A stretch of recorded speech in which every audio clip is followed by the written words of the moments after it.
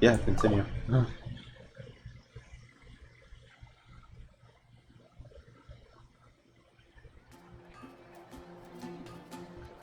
Yay, the Windblume Festival. Wow! The city is all decked out! Oh, it's beautiful! I also heard Paimon's VA is getting replaced, which is sad. Festival season means no commissions, which means no Mora. But Catherine's always looking out for us, so we should still drop by and say hello. Sure, let's go.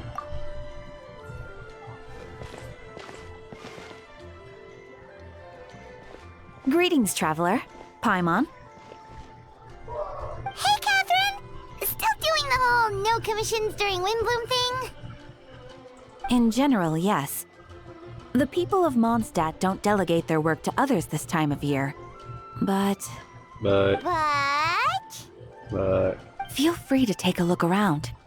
I think you'll pick up on something unusual. Take a look around, huh?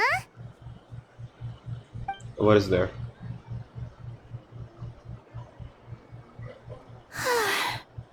It's finally windblume.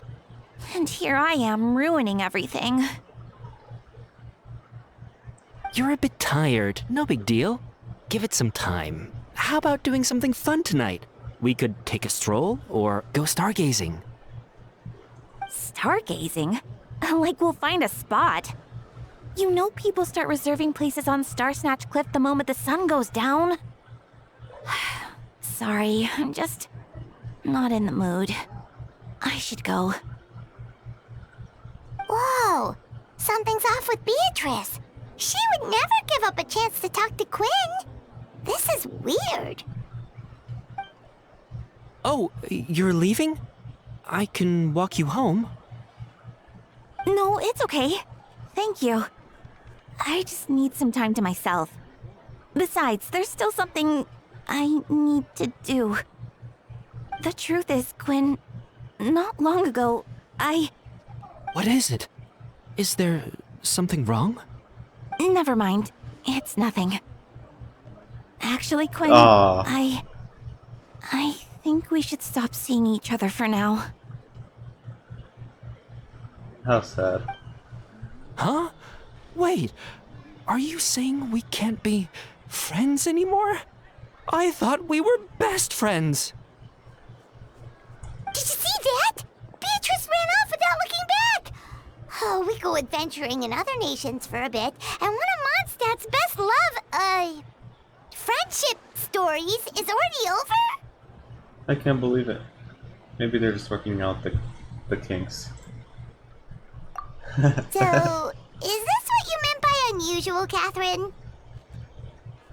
This is just one example. Beatrice has been feeling down for days. But that's not all. There's other people. Oh, it's the honorary knight in Paimon. He sounds so sad. What happened? Is something wrong? You don't look so good. I know a knight should be stronger than this, but I haven't been feeling right lately. I just can't focus. I started sleepwalking out of nowhere. Sometimes I'd even wake up in the middle of the night standing in a random location outside. You should see a doctor. Definitely.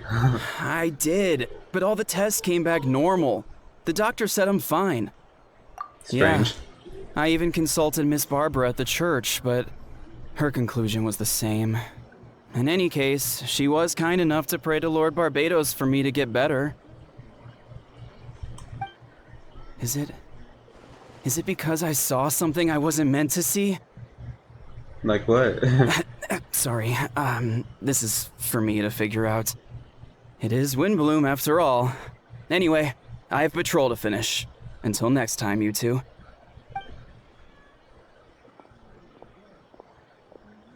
Huh. Is it something in the air,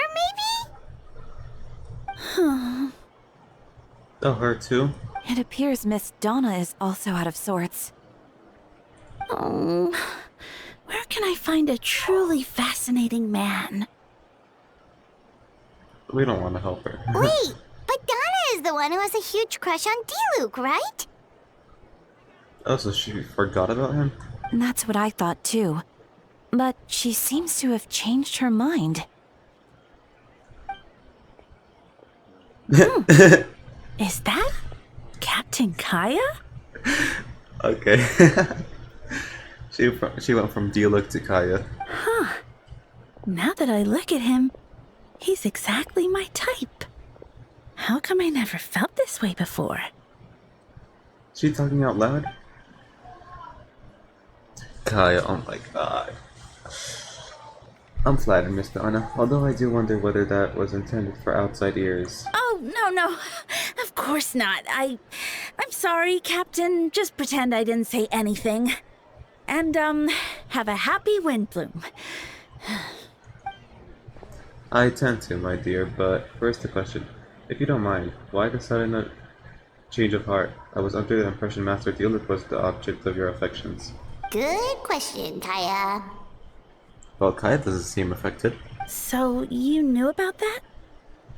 Well, Master Diluc came into the city not too long ago, but when I saw him, it was like the butterflies just weren't there anymore.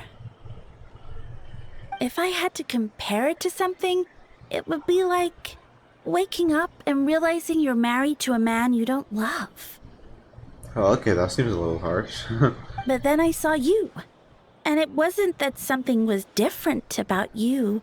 I can't really explain it. It was just a feeling. I understand, and I'm flattered. I was able to bring back the butterflies, but I do need to see to some business, so I'll take my leave. Oh, here he comes. Well, surprised to see us? Hi, Kaya. Not at all. You're the exact two people I've been trying to find, so... Emerald Yusuf Paimon, how have you been? Oh, good. How about yourself and the rest of the Knights of Avonius? The answer to that requires a private conversation. Catherine, do you mind? We need to leave. She has nowhere to leave. Not at all. Have fun, you three. Bye, Catherine. So, you said you were looking for us. We're still in the same spot. Yes, Jean sent me to find you when she heard you were back in Mondstadt. But let's discuss the finer details back at headquarters.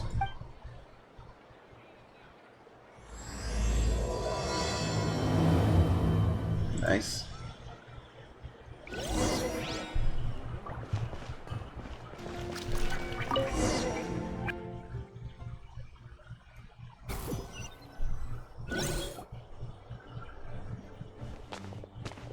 You left. Kaya, you found them.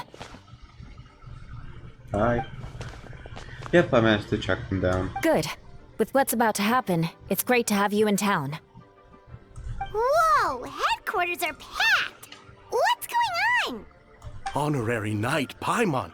Oh, it's an honor to meet you. I believe introductions are in order? Allow me. You have a note, Captain of the 2nd Company. Garon, Captain of the 3rd Company. Eula, Captain of the 4th Company. And me, of course, Captain of the 9th Company.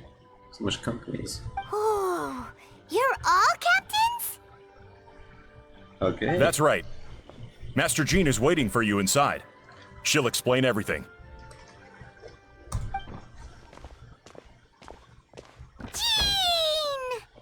Jean!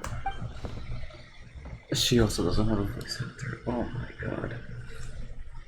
I'm really decent. Paimon, thank you for coming. Is everything alright? There are tons of people outside. Ah yes, that would be the captains. You know a few of them already, but I am sure there are some new faces. There have been a number of incidents in Mondstadt. In order to wrap up the case, I gathered all the captains of the Knight of Avonius together to hold a trial. A trial? But this is Mondstadt, not Fontaine! We left Fontaine. I can understand the confusion. You've never participated in one of our trials before. In truth, we haven't had to conduct one in quite some time. The Knights of Avonius oversee most matters of law and order in Mondstadt. Of course, in the interest of fairness, major cases are tried jointly with the Church. Under the guidance of Barbados, the Knights uphold chivalric justice in the spirit of our order, and the Church carries blessings and goodwill wherever the winds can reach. And today's case requires a joint trial by both parties. Which means it's a serious one. So, do you need our help?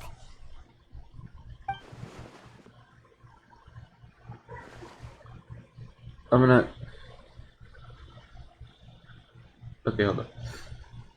If he doesn't have a voice actor as well, I have to voice him as well. I'm not sure if he used to say it.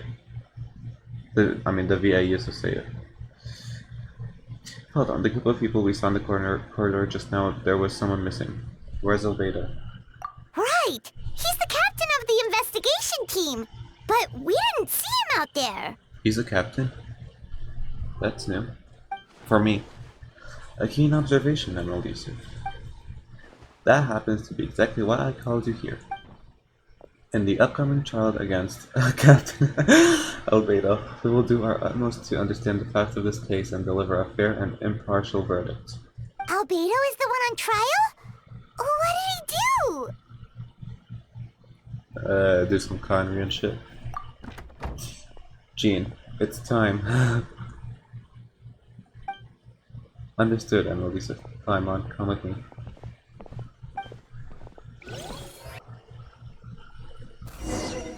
If Albedo doesn't have a voice actor, like, what is Genshin doing? Ugh.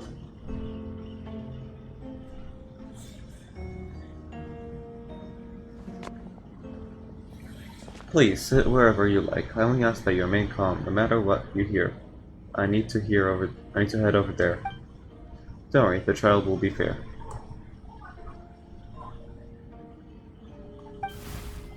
Now that everyone is gathered, let us begin. Oh, hi Albedo.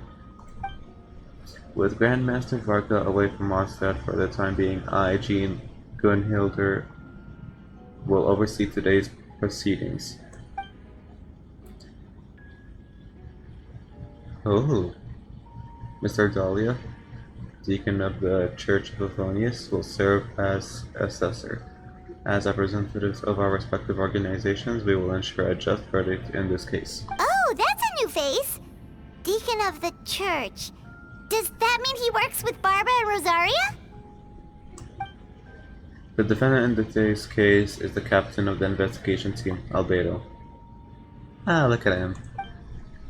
I love his hair. Albedo, what did you do? Oh, I thought that was Arlecchino there for a second.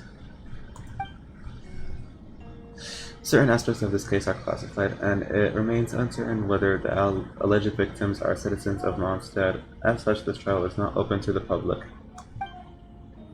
The identities of the victims are still unknown. Strange. Are the victims the people who had strange feelings or some shit? If guilt is established in this case, all facts will be made public after the final verdict is delivered. Now, Captain of the Logistics Company, Miss Hertha, will present the charges. The court appoints Mr. Kaya to speak on Mr. Albedo's behalf. Are both parties ready to proceed? Yes. Ready to proceed. Nice that you have a VA. Miss Hertha, the floor is yours. Prior to this trial, the Knights of Favonius, in conjunction with the Church, launched an investigation into Mr. Albedo for suspected murder and unlawful disposal of human remains. Damn. Murder? Murder? A witness stated that, 11 days ago, in the middle of the night, she saw the defendant southeast of the city gates, dragging a large object she later identified as a human body.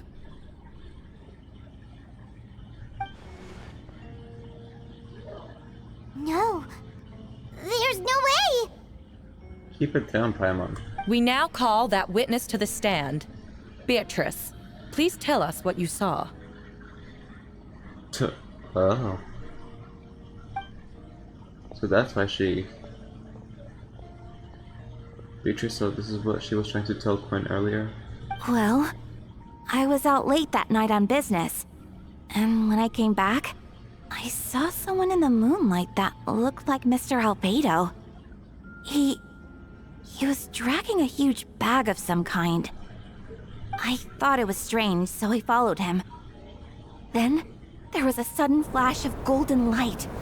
The bag opened, and inside there was a body. It's probably one of his creations. That face. Mr. Albedo's vision allows him to manipulate the ground with ease. So he buried it, and then removed any traces on the ground. Before he left, it seemed like he looked in my direction. Maybe it was just my imagination, but I was terrified thinking he might kill me too. Luckily, he didn't see me.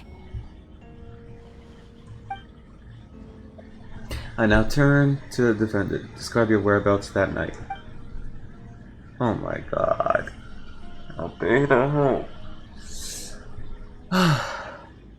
I was working in my office on the second floor of the Knights of Livonia's headquarters.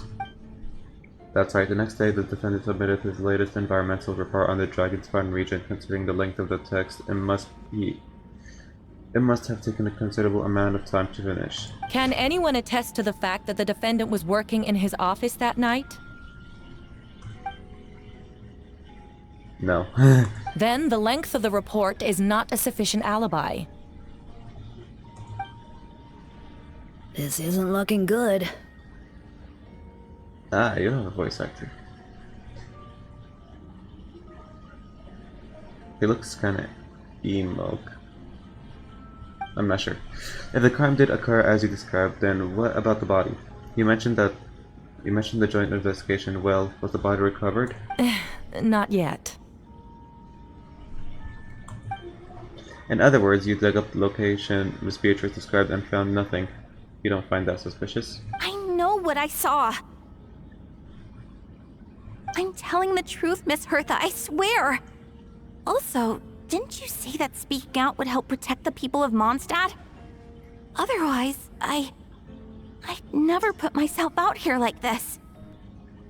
You're doing the right thing. Besides, the investigation wasn't fruitless. A single man's shoe and a torn piece of fabric were found in the bushes near the crime scene. The same location the witness described. If no crime occurred, then is all this just a coincidence? And yet no victim has been identified, correct? It's true. No one has been reported missing. However, Miss Beatrice harbors no ill will toward the defendant. Her testimony clearly points to a crime, and she has no reason to lie. Does the defendant wish to say anything in response? You may believe otherwise, Miss Hertha, but I did not kill a single person. As a knight and the captain of the investigation team, I have a duty to protect Mondstadt and its people. You accuse me of murder, but there's no body or motive. The defendant raises an important point. Motive. Yet, I must be frank, not all murders are premeditated. Spontaneous conflict can also have unforeseen consequences. Nevertheless, I don't intend to prosecute this case on circumstantial evidence alone. Which brings me to the second charge against Mr. Albedo. Second charge? Please proceed. 7 days ago, at dawn, a witness saw the defendant dispose of the body of an adult male in the area between Dragonspine and Dawn Winery. I now call the second witness to the stand. What is the deal? Wait, that's... Do you look...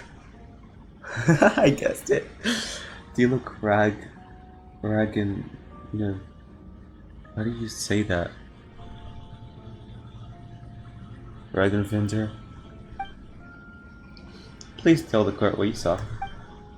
Around 3:40 in the morning, I saw Mr. Albedo dispose of a body beneath the cliff. It was dark, but he used the power of Geo to illuminate his surroundings. How does he use the power of Geo to illuminate stuff? From what I could tell, it looked like the body of an adult male, tall and thin, but I couldn't make out the age. He buried the body underneath the cliff and smoothed out the ground to remove any trace. We now have accounts from 2 separate witnesses that describe the same modus operandi. Would you call that a coincidence? I would only inquire as to what Mr. Duloc was doing in the area so early in the morning, not the most opportune time for a stroll. Is there such a thing? Dawn Miner is my home. It's not unusual for me to take walks in the area. It's gonna become a sibling rivalry here. I just happen to be in the right place at the right time. That's all. Master Duloc is a well-respected figure in Magda. I see no reason for him to frame Mr. Albedo, yet the question remains, where are the bodies? Before you suggest a lack of evidence, Mr. Kaya, you should know. After the defendant left that morning, the witness found this where the body was buried. A box. And this is what looked like teeth and a femur of a human. Now it does beg the question if the burial was fresh. Why is all that remains of the body? But I suppose Mr. Albedo is the only one who can answer that. Careful now, Master Duloc. I do believe I hear a presumption of guilt there somewhere. These remains suggest an accelerated rate of decomposition. Considering the defendant's profession, there's reason to suspect that alchemy is at play here. True. Both witnesses saw golden light, a known byproduct of alchemy. That's how the defendant destroyed the bodies. The light also explains how the witnesses were able to get a clear view of the events in the dark. So that's your angle, alchemy. A logical assessment, but we have a witness of our own. The afternoon before the alleged second murder, Mr. Albedo had a lengthy intellectual exchange with the student Sucrose. The two were in the library until the next morning. Why did the discussion last so long? Miss Sucrose was presenting the results of her research. She noticed some flaws in the data and insisted on reviewing her calculations until the next morning, with Mr. Albedo present. Sucrose. No one has a VA here. That's right. We were in the library together. You're certain Mr. Albedo was present the whole time? Yes. And I know Mr. Albedo would never kill someone. He could never be that cruel. Nevertheless, the other witnesses have no reason to lie. Tell me, Miss Sucrose, that meeting in the library, were you awake the whole time? Sounds like a considerable duration to go without sleep. Oh, I do hope you can be truthful with us. It concerns the safety of countless Mondstadt citizens. A crime like this cannot go unpunished. I'll take it from here. During our meeting, Sucrose did fall asleep not long after midnight. It's alright, Sucrose. You don't have to lie for me. This is a sacred place of judgment. The truth is paramount. Mr. Albedo. I see, then. I'm afraid your alibi cannot be sustained. Do you understand? Yes, I know claiming innocence without proof isn't enough. But the prosecution argument has its own holes. There's been no mention of a motive, or what exact method could reduce a human body to those remains. No conclusive evidence of guilt. But the witness accounts do match to an extent that can't be dismissed. This is a tricky one. Allow me to submit another piece of evidence. The investigators intercepted just one of tweaked Mr. out. Albedo's correspondences. I will now read the pertinent parts to the court. Hey, correspondence. Oh no, the envelope does look like it belongs to Mr. Albedo. I have never abandoned the subject of human research. In fact, delving deeper into Dragonspine has led me to realize that the concept of life could be further expanded and transformed into that of birth. The mystery of human birth is often linked to death. As such, death is the most suitable material for the creation of new life. To that end, we must engage in a process of putrefaction and refinement. putrefaction and refinement. Is that in reference to an alchemical process? The letter continues. Experimental trials have been carried out in the northwestern part of Dragonspine, in the area southeast of Mondstadt's main gate. The data is as expected. Just as you endeavored to do, I too shall take up the path of creation and break through current limitations to reach a new realm of living beings. I just thought the investigators have confirmed this to be the defendant's handwriting, and that the letter makes more than passing mention of putrefaction and refinement. Correct. Not to mention, the locations indicated in the letter match both crime scenes. What more can we trust than the defendant's own words? No, it can't be true. I can't believe it. A guilty verdict cannot be delivered without sufficient evidence. In order to protect all parties involved, that is what our principles demand. My original assessment was that we lacked said evidence. But now, it seems the only remaining questions are the identities of the victims and the specific alchemical process used in this case.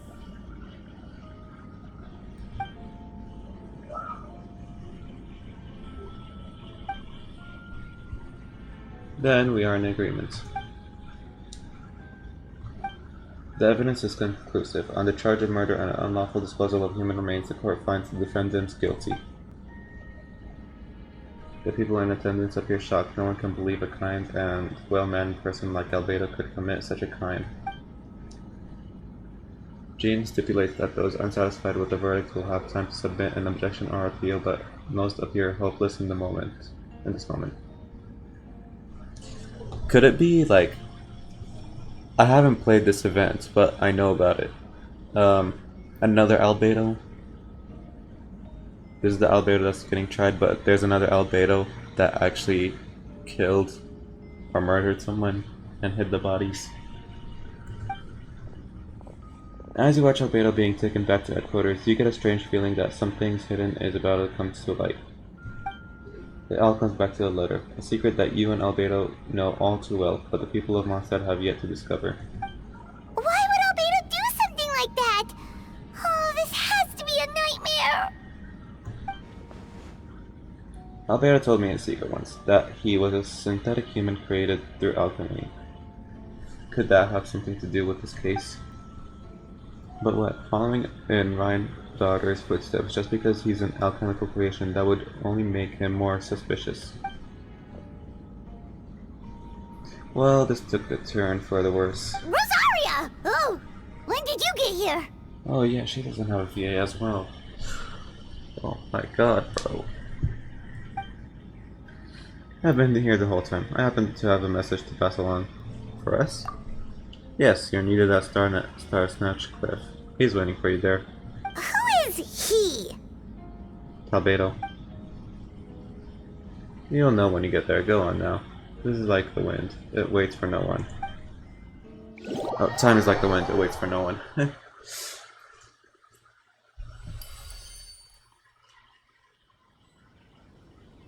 The current story seems to be related to your past adventures. Would you like to quickly go over and review those experiences? Sure. Shadows of Mist. Yeah, that! That's what I was talking about. 2 Albedos. I haven't played this event. You and Palmer went to Dragonspire to ask Albedo who was conducting research there. Some questions about alchemy only to encounter a series of strange events, strange soft noises echoing through the mountains that could not be traced.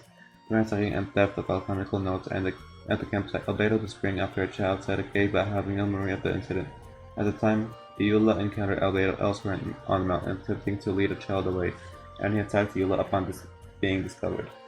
You were able to confirm the presence of a mysterious figure impersonating Albedo. A running battle ensued, ambushing being ambushed, hunting and being hunted.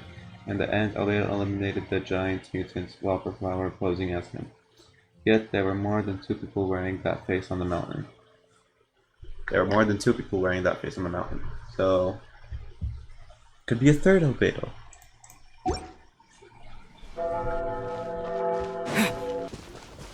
Oh, Venti, not Albedo. Huh. He also doesn't have a frickin' VA. Everyone doesn't have a VA here. Why'd they bother making it? It's just... they couldn't... Venti, did you send us that message? No, I did. Oh. Whoa, where did you come from? Wait, Venti, do you know this guy? His name is, what is his name again? Didn't think I was that unmemorable. I'm Dahlia, Deacon of the Church of Favonius, and Herald of the Animo Archon Barbados. Not gonna forget next time, right? So you called us here so we could meet with Venti? That's right. I noticed you during the trial. The legendary honorary knight. You seem to have a lot of thoughts on your mind, so I thought we should have a chat. After all, I am the Herald of Barbados. If the people of Mondstadt are in danger, I should keep the Animo Archon in the loop. He knows who the Animo Archon is? Wait then, you know about... About what? The fact that my tavern-hopping nomad of a friend is Barbados himself? Don't worry, Dia and I are close. He knows everything. Besides, a god needs someone to communicate their will in a formal setting, and no one does that better than Dahlia. Not that I saw that coming when we first met. But back to the matter at hand. I believe you two already know about Albedo's background. If you mean his true identity, then yeah, we do. So, you know too, Venti? That's surprisingly Archon-like of you. Ah, well, I knew from the moment my daughter and Alice brought Albedo to Mondstadt. When those two are in town, no one can afford to slack off. Oh my god, what is that? The Prince, perfect specimen of synthetic life. At this stage of the case, there are countless questions surrounding Albedo's motive. His true identity is a potential weakness. A synthetic being loses control of their sanity and goes on a killing spree. That's how a novel would frame the story, and people are inclined to agree. Albedo has told us before that humans often value the ordinary over the transcendent and miraculous. And the slightest difference is perceived as other. A very common phenomenon. Which means we need to find a way to help your friend. What do you know about the situation, Venti? Me? Well, I know that Albedo is a synthetic being, and a lot of strange things have been happening in Mondstadt, even though windblume should be about drinking and having fun. We noticed that too! The minute we got here, something was off. You share your observations with Venti and Dahlia. That was fast. I've picked up on most of those too. Miles is out of sorts. Beatrice seems anxious. Although I didn't know Donna stopped being interested in Master Diluc. Everyone knows about that. When no love remains for the songs to tell, the world becomes naught but an empty shell. Cruel is said fate, cruel it may be, were it not for a hero who could set us all free. What are you getting at, Tone Deaf Bard? I was just making a comment. There are always unavoidable trials in life. At least that's what Barbados would say. A certain someone is going to need to overcome a trial like that. In such cases, even the sages 7 know better than to tamper with fate. Sigh. If only there was a brave soul willing to aid their friend in his time of need. Should he meet a terrible fate, all of Mondstadt could be worse for it. If you wanted our help, you could have just asked, you know. Haha, well, even if Albedo wasn't at the center of this case, protecting Mondstadt is part of being an honorary knight, right? You still have help, of course, which is why I prepared a little surprise. Behold! A bomb! Quee. Don't worry, I removed the fuse, so it's not going to explode. Say hello to the Dodo communication device. So, this thing belongs to you now? We're all pals. Don't think she'd care if I borrowed it for a few days. Anyway, this invention, with a little help from a trick of mine, will allow us to keep in touch. Just take it out and we can chat.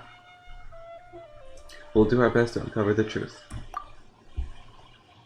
That's all I ask. No matter what comes, you have the winds on your side.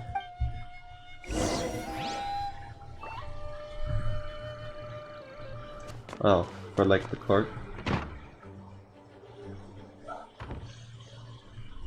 I know you all must be shocked, but the evidence is solid. Albedo's situation is not looking good. I still don't believe Albedo would do something like that. Using living people as alchemical test subjects? It's like something out of a novel. Perhaps it's best for me to remain impartial, but I've worked with Albedo before. He's an alchemist, not a sadist. I see, Yula has a VA. This version of events is as hard for me to accept as anyone, but Parka once said Albedo is very different from the rest of us. Perhaps there are things we still need to learn about him. Let's see what Albedo has to say for himself first. Would you mind giving me a moment, everyone? A private matter requires my attention. Hey, Jean! I'm Yusuf. Paimon. Perfect timing. Kaya has a favor to ask. Like Jean said after the verdict, we have time to submit an appeal, and I will do my utmost to convince Albedo to accept. He's been acting strange, and I can't read him for the life of me. But I need you to start investigating the case. Investigate the case. Yes, it's also time for you to get involved. Do you want us to join the joint investigation? Are you sure? We're just adventurers after all. Come on. As well as honorary members of the Knight of Favonius and Albedo's friends, Kaya and I already have an official involvement in this case. We need a pair of fresh eyes. I know it's against the spirit of season to task you with this, but Albedo is a trusted member of our ranks. We owe him the benefit of the doubt. Understood. I'll look into the case on my own. I know, get to the bottom of this one, Elusive. You've never failed us in our time of need. But what if the accusations turn out to be true? Then you'll have done Master a great service all the same. I'm expecting a retrial. Until then, you're welcome to have a look around Albedo's office on the second floor. I'm counting on you. Ooh, we get to see Albedo's office. I thought he spends all his life in the mountains.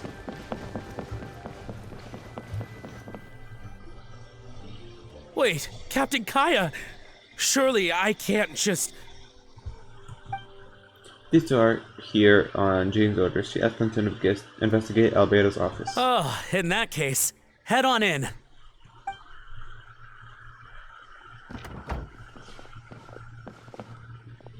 So this is Albedo's office. Pretty much exactly how Paimon pictured it. Alright, I have some work of my own, so I'll leave you to it. Good luck, you two. Right back at ya!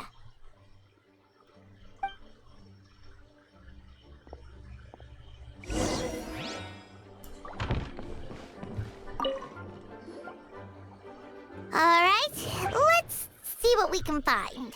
Investigate the book. There's a stack of books on the desk, mostly relating to alchemy, environmental science, and life science. Some of the pages have been marked with alchemical symbols, and others have S-shaped or triangular symbols drawn on them. Any potential meaning is unclear.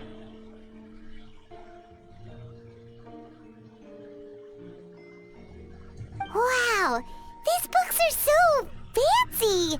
Albedo must have gone to great lengths to get them. Investigate underneath the book.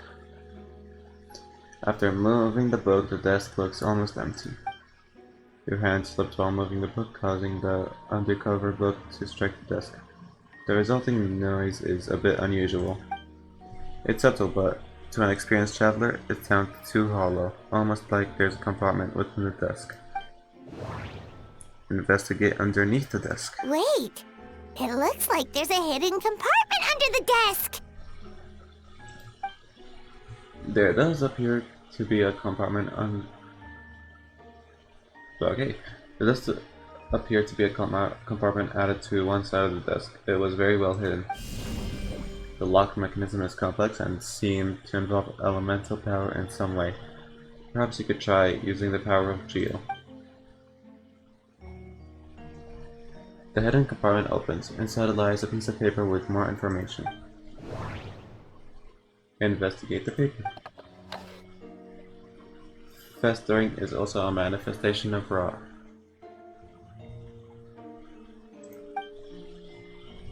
When festering forces and a sufficient amount of life energy collide, the two will repel each other, triggering a powerful side effect. When I tested this in an alchemical experiment, the results of the refinement were startling. Breaking through the shackles of life, the simulation of the project. I must take advantage of this opportunity. The name of the project is blotted out in ink. What could it be? The note mentioned festering forces, which suggests that Giant's mind could be involved somehow. If this has something to do with creating synthetic life, would Albedo go that far for one of his experiments? No, that can't be. Amid the notes is a map with a few markings on it. Two of the marked locations correspond to the crime scenes, and the third appears to be in Dragonspine. Okay.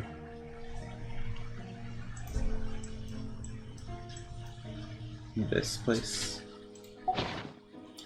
It's a hard pill to swallow, but if the results of the joint investigation are correct, there could be a body hidden in that last location, or at the very least, what remains of one. Huh. What does this mean?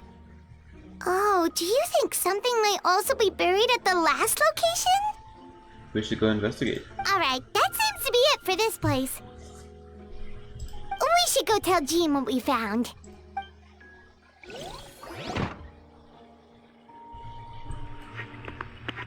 Dodo. Oh, so it does have a voice. Oh, Victor's calling! Let's answer! How's the investigation going? Find anything? Oh, we found stuff alright. Stuff that only makes Albedo look even more suspicious. I see, so Albedo's researching something that doesn't help his case, huh? Share what you learned with Venti. Not promising. We should be grateful Albedo's true identity remains hidden. If it gets out that he's one of Rheindaughters' creations, there'd be no separating him from her past. As we both know, Rheindaughters' approach to alchemy and ethics was pure madness.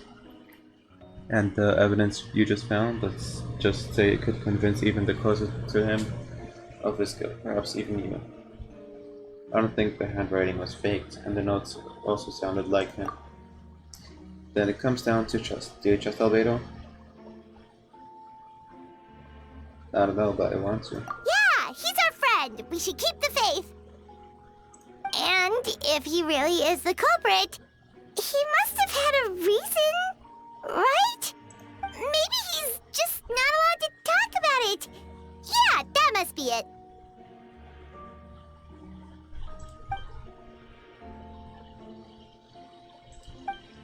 Either way, a fair investigation means coming to a conclusion presented by the facts.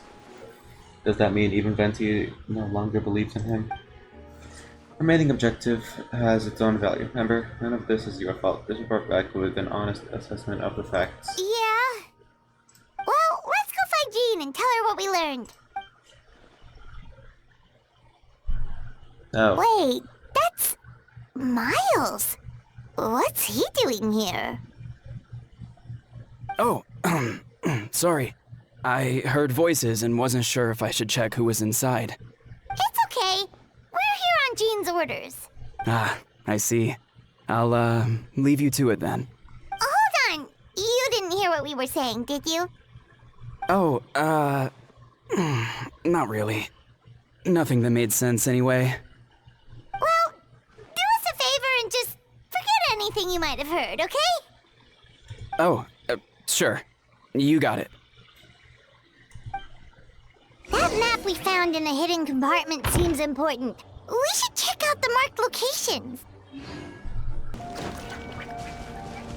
We should be getting close. Oh, look over there! Something seems off. Carefully examine the ground.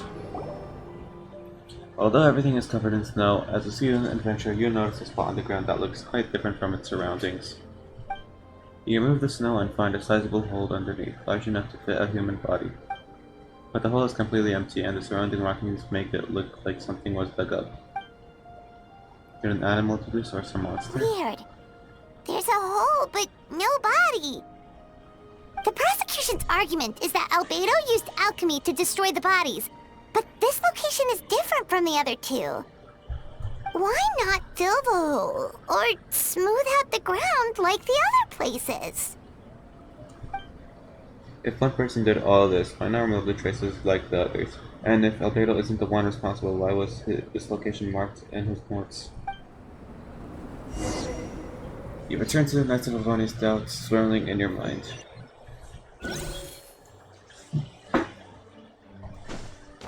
Okay.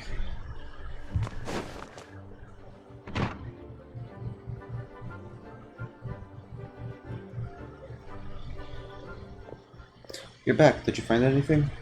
No. A hole. Yeah, but none of it helps Albedo's case. You told you. Oh my god. He told you about your findings from Albedo's office. I see. A complicated result, but your efforts are appreciated. Did Albedo submit an appeal? Yes, he asked for a retrial. There are still questions surrounding the identities of the victims and the disappearance of the bodies.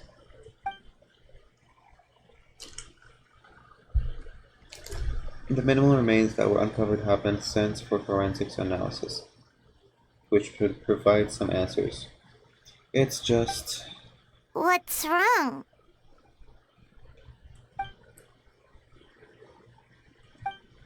If the victims turn out to be Mondstadt citizens, the situation becomes all the more serious. The second trial would likely have to be open to the public, and I doubt public sentiment will be in Albedo's favor. Yeah, not when the charges are so serious. The second trial is set to take place in 2 days. I hope you will consider attending this one as well. Of course, we'll be there. In the meantime, we should all just stay positive. Well said. When the time comes, I'll carry out my duty to the best of my ability.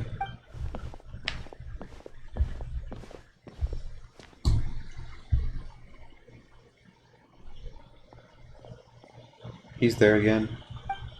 Miles. He's looking sus. We should meet up with Jean. It's about time for the second trial. Ah, you too. Let me know if you're ready, and we'll head out. Okay. Follow me.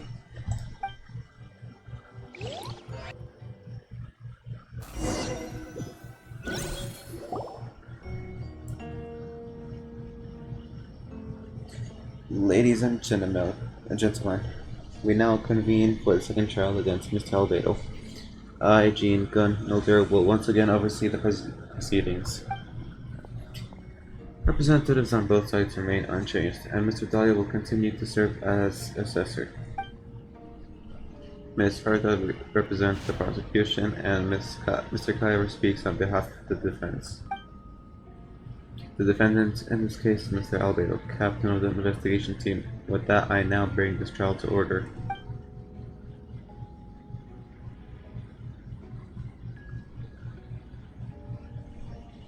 Oh, she's here too. Miss Herta, have the investigators made any new discoveries? Yes. We sent the teeth and the femur bone found at the scene to the church's medical office, and were able to conclude that these are, in fact, human remains. In addition, the investigators were able to identify several Mondstadt citizens who appear to have been missing for quite some time. Forensic analysis of the remains allowed us to pinpoint the age and gender of the deceased. Interestingly, one of the missing individuals matches that profile to a T. To a T, huh? The medical office couldn't spare the personnel, so Miss Rosaria is here to present the results to the court. Handsome man, male, 46 years old. Martial status, single, occupation, hunter. Consistent with the conclusion of the last trial, his disappearance went unreported, likely due to his lack of relatives. In addition, medical records show that he's sustained a mechanism-related injury to his leg 3 years ago. The damage on the femur bone Mr. Deal found is consistent with such an injury. Therefore, we can conclude that one of the victims in this case is Hanselman.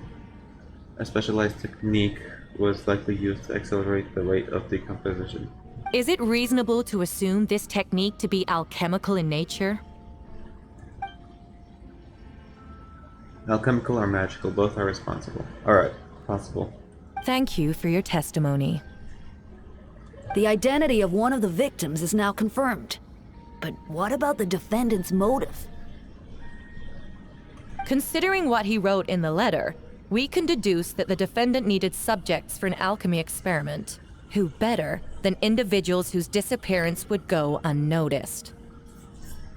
In other words, he sacrificed the good people of Mondstadt for his own gain. A truly vile act. In addition, another witness has agreed to testify. Miss Donna, if you would. Another one, huh? Wait, Donna from the flower shop? I'm sorry it took so long for me to come forward. But the night Master Diluc saw Mr. Albedo, I was there too.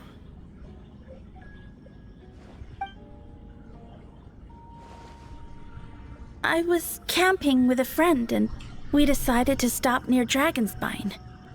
I couldn't really get comfortable that night, so around dawn, I decided to go for a walk. And that's when I saw Master Diluc. I thought it might be nice to, chat. So I headed in his direction and then I saw it. Someone at the bottom of the cliff was getting rid of a body. I was terrified the person might see me. Even after I fled, I couldn't shake that fear. And I started to wish I never had a crush on Master Diluc in the first place. She said that out loud. If I hadn't wanted to talk to him, I would never have been in that situation. Oh, so she now blames Diluc. Well, I didn't want to come forward because I was scared. But Miss Hertha convinced me it was the right thing to do. I'm sorry it took me so long. I see. Just stepping forward was brave enough, Miss Donna. The court thanks you for your courage and commitment to justice.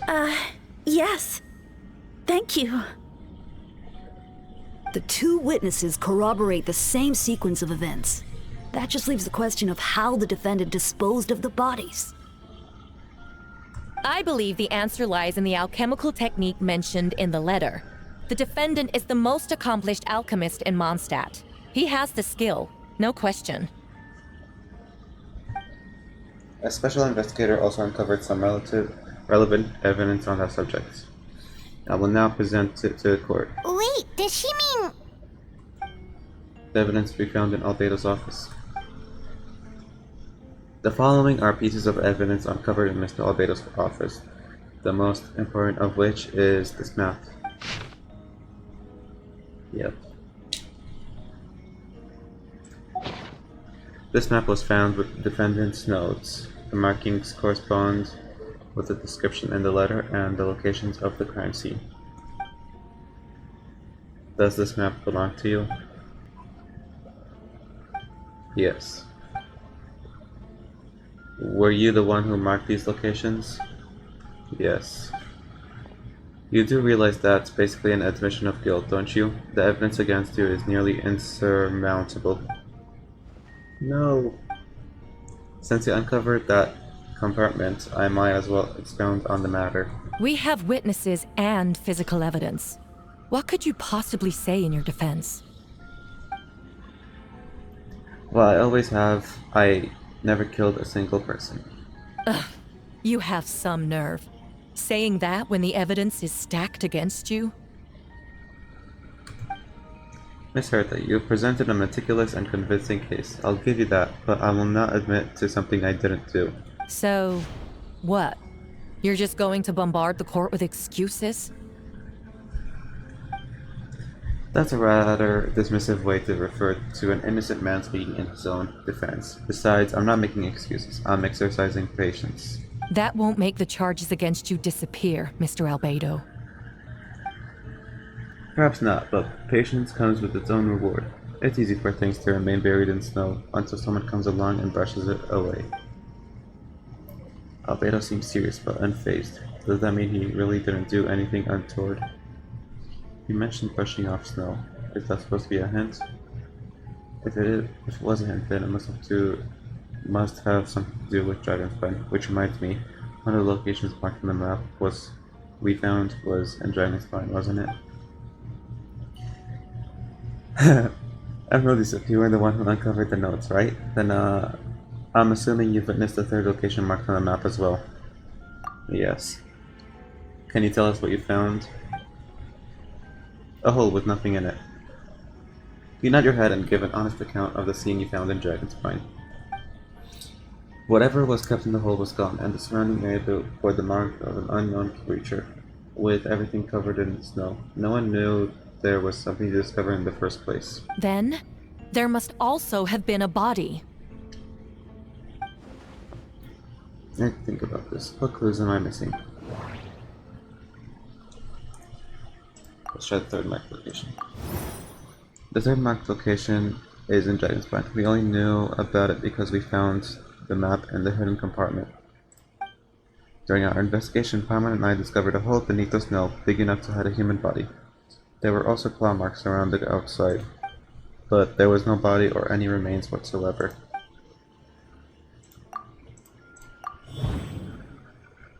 Ooh, the second marked location is between Dragonspine and Dawn Winery, where Diluc saw Albedo bury the body of an adult male. Diluc described nearly the same event as Beatrice. There's no reason for them to collude against Albedo, so their testimony should be trustworthy. Diluc found teeth and a femur bone at the scene, and Donna confirmed his version of events because she was also there that night. The two should have no reason to set Albedo up. Despite her crash, Donna wouldn't lie about something like that just to get Diluc's attention. Not to mention, Donna has been acting strange since before the trial. The first marked location.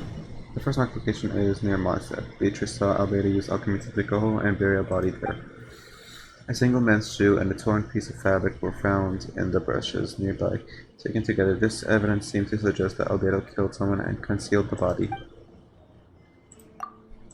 The humorist. According to Farzan's results, the teeth and femur bone belonged to Mondstadt's citizen, and the witness accounts suggest that Albedo was the last person to come into contact with his body. Did Albedo really use alchemy to reduce the body to a few bones, and does that mean he's the killer? Let's associate.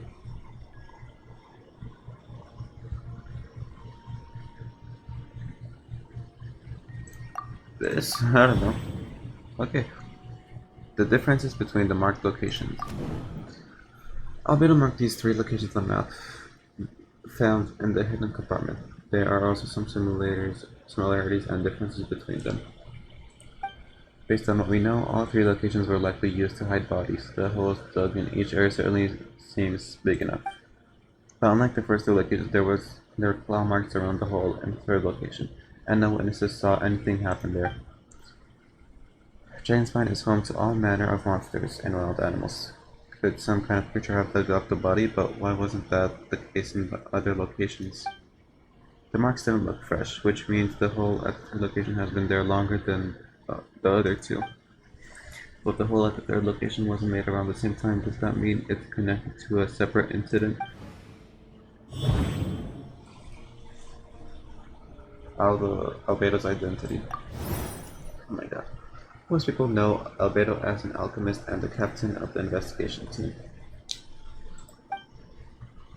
But in truth, he's the Cretan Prince, a synthetic human created by one of the 5 sinners, Gold Daughter. Albedo is a steadfast, intelligent, and treats everyone with kindness and respect. I think most people would agree with that assessment. He's also a calculated thinker, and it's fair to say that if he did commit a crime, it would likely be well concealed. Up until now, Albedo has never displayed any ill will towards humanity, and he also still seems like his normal self. As his friend, I should reveal the truth about his identity. That would only make things worse for him. Jagsbite has a frigid climate and it's covered in snow all year round. Even so, it's home to various monsters and creatures that can withstand the cold. Deep within the mountain lies the remains of an even more mysterious creature, Turin. Although the dragon has been dead for a long time, he still possesses a peculiar life energy. Now that I think about it, a lot of strange things have happened on Dragonspine.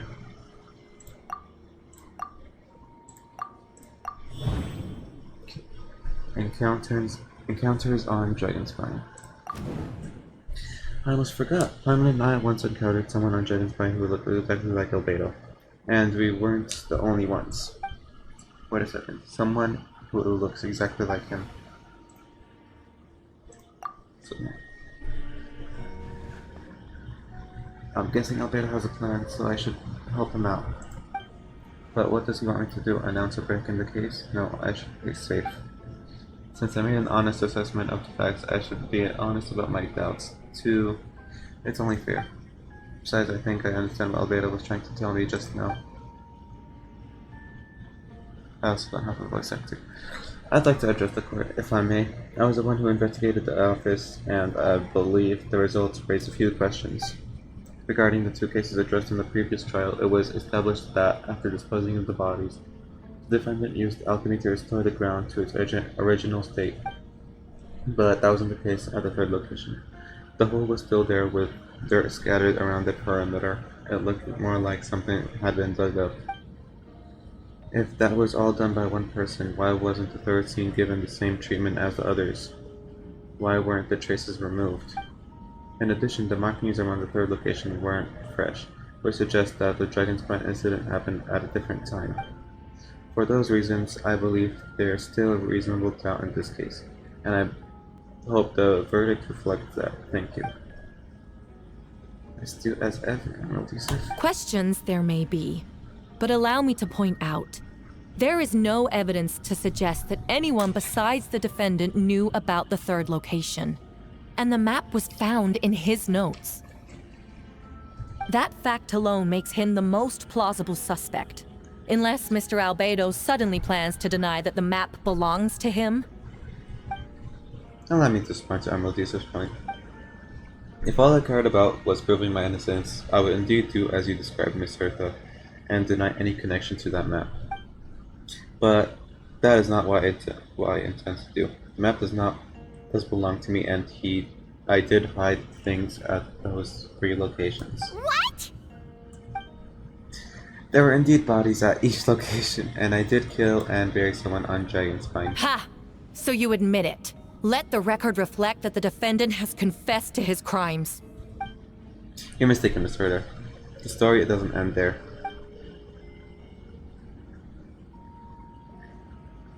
Some time ago, I encountered an uninvited guest on Dragonspine, someone who wanted to take advantage of the deserted nature of the region to eliminate me in secret. His desire to kill me led to an altercation where I killed him instead, and buried the body on the mountain, the 3rd location marked on the map. Actually, the traveler Amber Bennett and I were with Albedo that day. The Adventurers Guild was holding an event on Dragonspine. After it ended, We all left the area. If the person Albedo is referring to is different from the one we encountered on the mountain, then the altercation must have occurred after we left. This only proves that the defendant is guilty on all counts. Those innocent people, their blood is on your hands. No, you're wrong. You deny it? After admitting to murder for the whole court to hear? You've clearly lost your mind. If you would let me finish, Miss Hertha, I could get to the important part. The man who attacked me on Dragon's Spine was my height, with blonde hair and blue eyes, dressed in clothes nearly identical to mine. So someone who happens to look exactly like you. Exactly like me. So I was right. It does come back to what happened back then. It's one thing to look similar, but for the clothes to be the same? What's going on? I don't want to be here anymore. Regardless, the important thing is that you admit to killing someone on Dragonspine. Yes, I killed someone that day, someone who looked nearly identical to me. But I never said that someone was a person.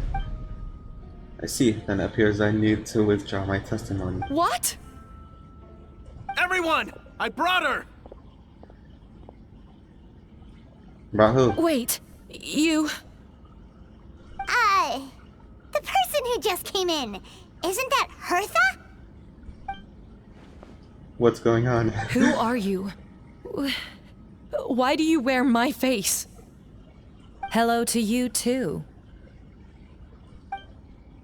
As you can see, this is Hertha, the logistics captain of the Knights of Ravonius. I see what's going on here. It's all been leading up to this, hasn't it? Your confession. It was all an elaborate stunt to set me up. You want to undermine my credibility? Fine. It doesn't eliminate the mountain of evidence stacked against you. All I want is justice for the people of Mondstadt. Order in the court. I've been stationed on Dragonspine all these years because that is where the subject of my research lies, the dragon, Durin. Several hundred years ago, the dragon of the last of the East, the Fallen, defeated Durin in battle, and with help from Barbados, sealed his remains on Dragonspine. Durin was created through alchemy, one of the finest specimens of artificial life. As such, death was not a true end for him. His heart still beats and grows more revitalized by the day. My imposter on Dragonspine was a failed specimen abandoned in Durin's stomach, an unsuccessful iteration of the Homunculus project. Homunculus? Homunculus? Are you trying to insinuate that I'm some kind of... the homunculus? Because it looks to me like the artificial one is standing right there. Some kind of imposter you dragged in from Dragonspine. So this is what I look like when I fly off the handle. You know, they say imitation is the best form of flattery, but your impersonation has overstayed its welcome. Master Jean, what are you waiting for? We've known each other for so long. You recognize the real me, don't you? The two of you look identical, but judging based on demeanor, the new arrival actually seems more like the Hertha I know. That means nothing! By that logic, I could just as easily accuse the Albedo in this room of being an imposter. How do we know he isn't the fake one? A cold-blooded killer who replaced the real Albedo long ago. Then, how about something only the real Hertha would know? The longest scar on my body. The knights who fought alongside me that day should remember where it is. I remember. Let's hear your answer. I'd like to hear Miles' answer first. Huh? You don't know? Or you don't remember? I heard you've been acting strange these days. Disoriented? Confused? You were closer to me than anyone during that battle. And yet you don't remember a thing. Strange indeed. No, my head. It hurts. The scar is right here. Why the nerves? I can't imagine this comes as a surprise. Unless your informant In the Knights of Avon, failed to mention the scar on Hertha's left arm. Albedo has done a lot of research into beings like you. If you deny it, then show us your arm. No need to panic, you can just add it now. You excel at changing your appearance, don't you? Or I should say all spawn of Durin's life force have that ability. A powerful life force and appearance you can change at will.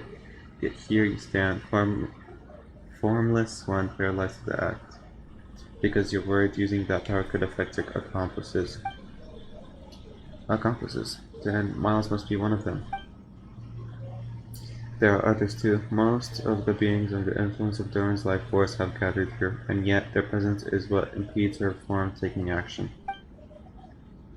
Once you attempt to transform, all who surround you will be affected by your power. Can't control it because in this network of living beings, you serve as the core.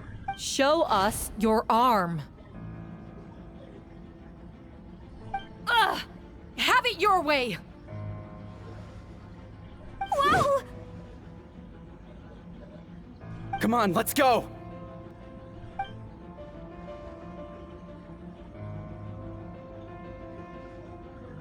Hey! They're shielding the imposter! She's trying to get away. Stop her. Don't let anyone stand in your way. There are others trying to get in!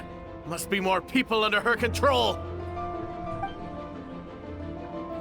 Time to get moving, everyone. Whoa! She just leaped across the room! After her!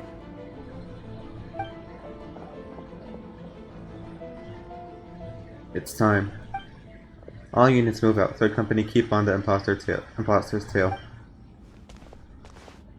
We finally have a chance to talk. But before I explain the events of the past few days, I'd like to make a few things clear. First, I never killed any of my fellow citizens, and I never used human remains as a part of an alchemical experiment. Second, the events of the past few days were all part of my plan. Most of the members of our order were on it. As for the witnesses, Master Dilo picked up on the situation long before today's proceedings. Wow, that's quite an involved plan. Indeed, follow me. My god, a lot of talking.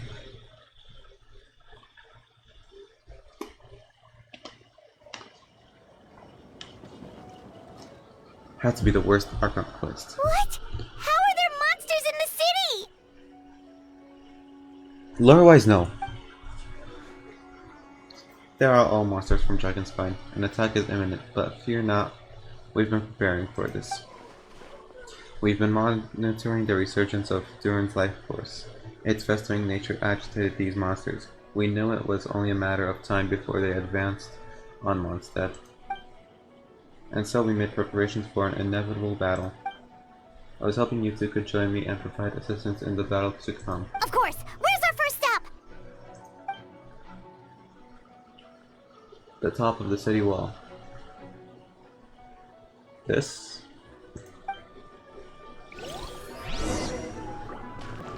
Venti.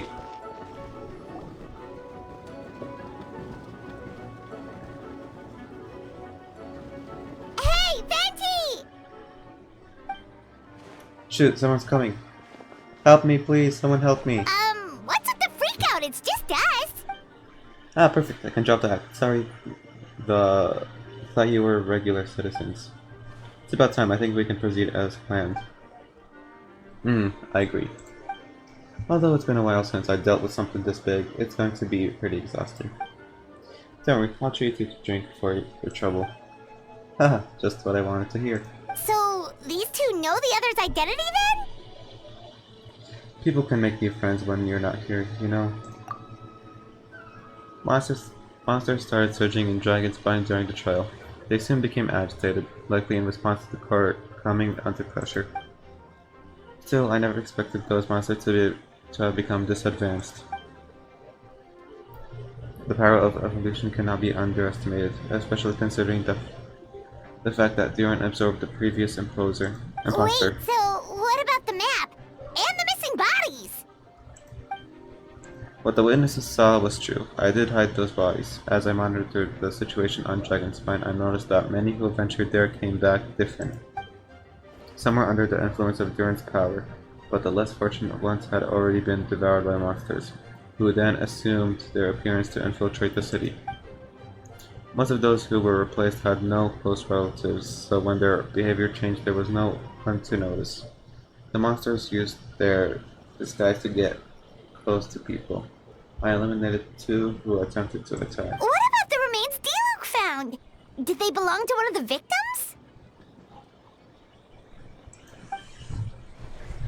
Yes, the monsters slowly digested their victims. Sometimes they even left behind body parts to aid the transformation. All that remained of the first victim was a few strands of hair, and the second, some teeth and bone. The only bodies Albedo destroyed were the monsters' mimics forms. Then he buried whatever remained of the victims to put them to rest.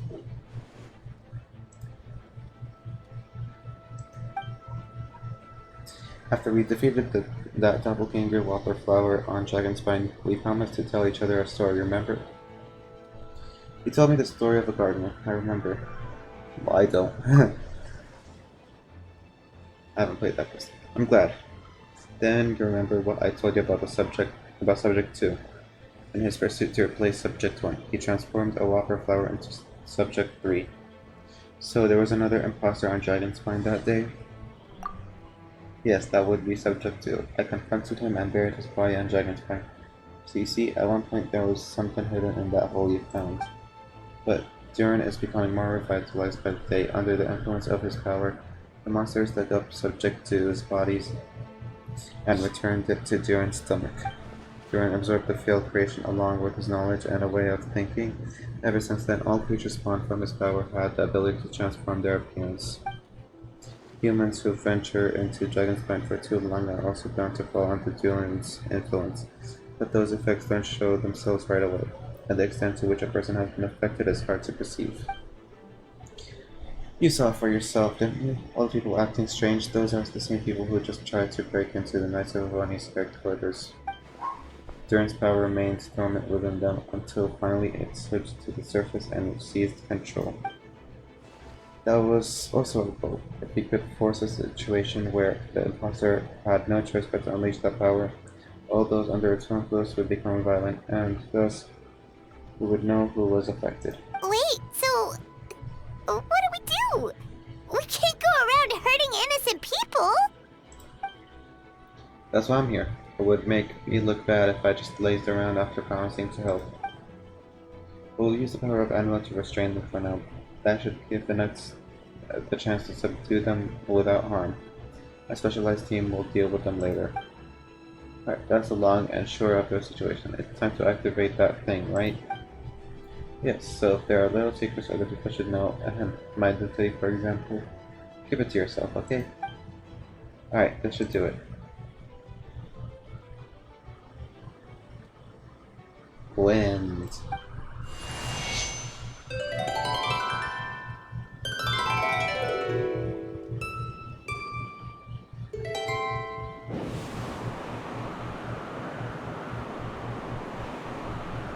Wind currents? Paimon's never seen this many!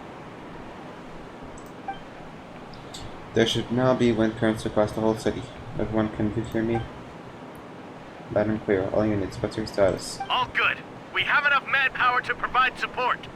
Requesting assistance at the side gate. Heading over now. Whoa! It's long-distance wind communication! How is that even possible? It's all thanks to Lord Barbados. With this blessing, we will succeed in defending our city. Actually, if you face away from the current and whisper like this, no one can hear you. No wonder you're crouching down there like you have something to hide. You don't have to tell us that. Huh? That voice. Venti? Is that you? Oops.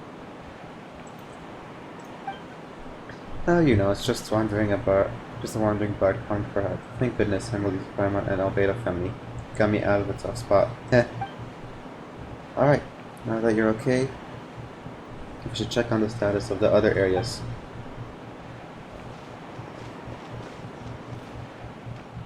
Thanks, Fred. May the animal outcome protect you.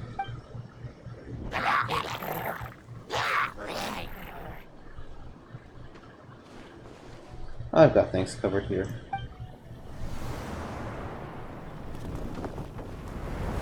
Whoa. What's happening?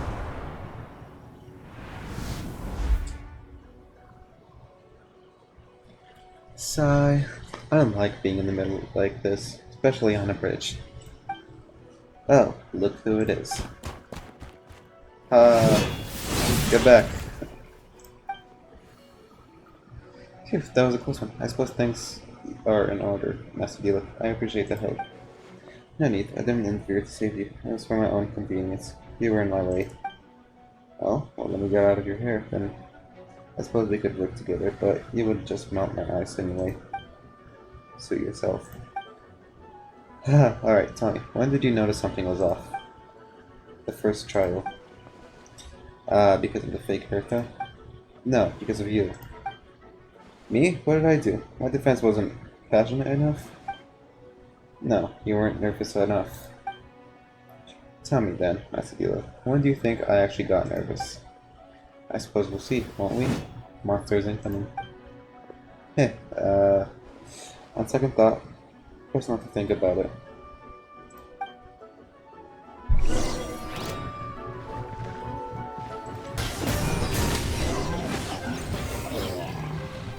Okay. That was a tough battle. They're over there! Dilu, Kaya! Oh, what happened?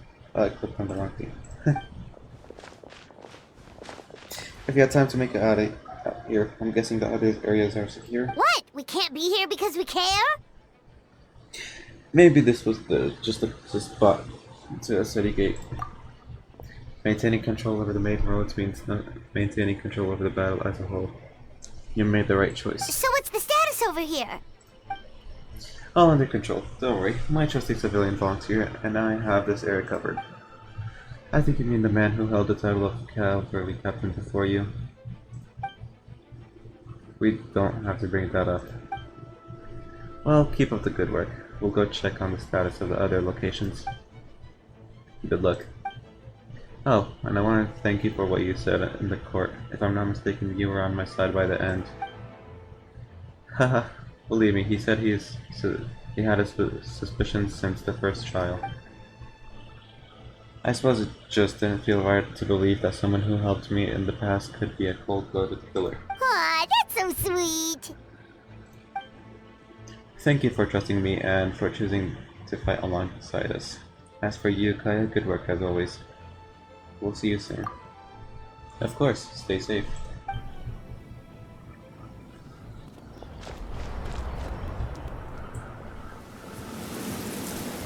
More cinematic shots. This show's here.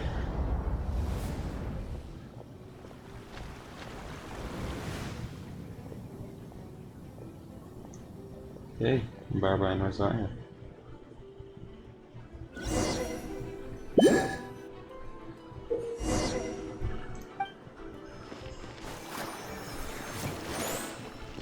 Let the show begin.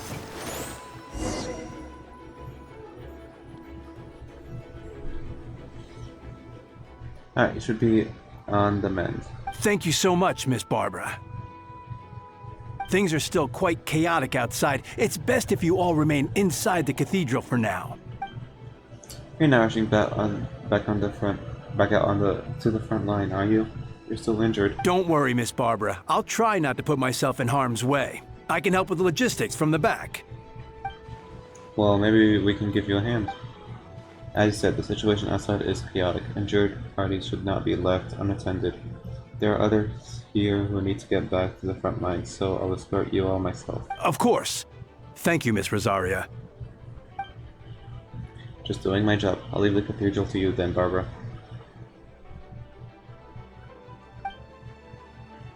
You can count on me. I don't really know how all of this started, but I do know that Jean and the others have been preparing for this for a really long time. So I think everything will be alright. No, it has to be. Did I catch you at a bad time, Barbara? No, not at all. Did you need something? I just wanted to tell you that over the next few days a lot of things are going to happen amongst attacks and fighting, so I need you to take care of yourself. Huh? How do you know? Albedo warned us in advance. It has something to do with Dragon Spine, and he is our authority on that region. So we should take him at his word. Dragon Spine, huh? So the city is going to be in danger? Yes, but the Knights of Corvonis will do whatever we can to help protect the people. But then who will protect you? Don't worry, I'll look out for myself, I promise. Please let them be okay out there. Sister Barbara, could you lend me a hand? Ah, Akko's coming. Is she a bad guy? I guess not. Oh, Mona. We got Noel, we got Bennett.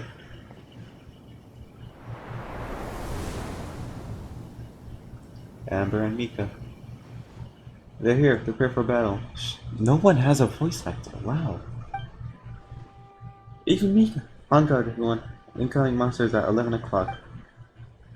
Looks like we got 25 Hilichurls, 2 Blazing Axe Mita-Churls, and a bunch of different slimes. Prepare elemental countermeasures.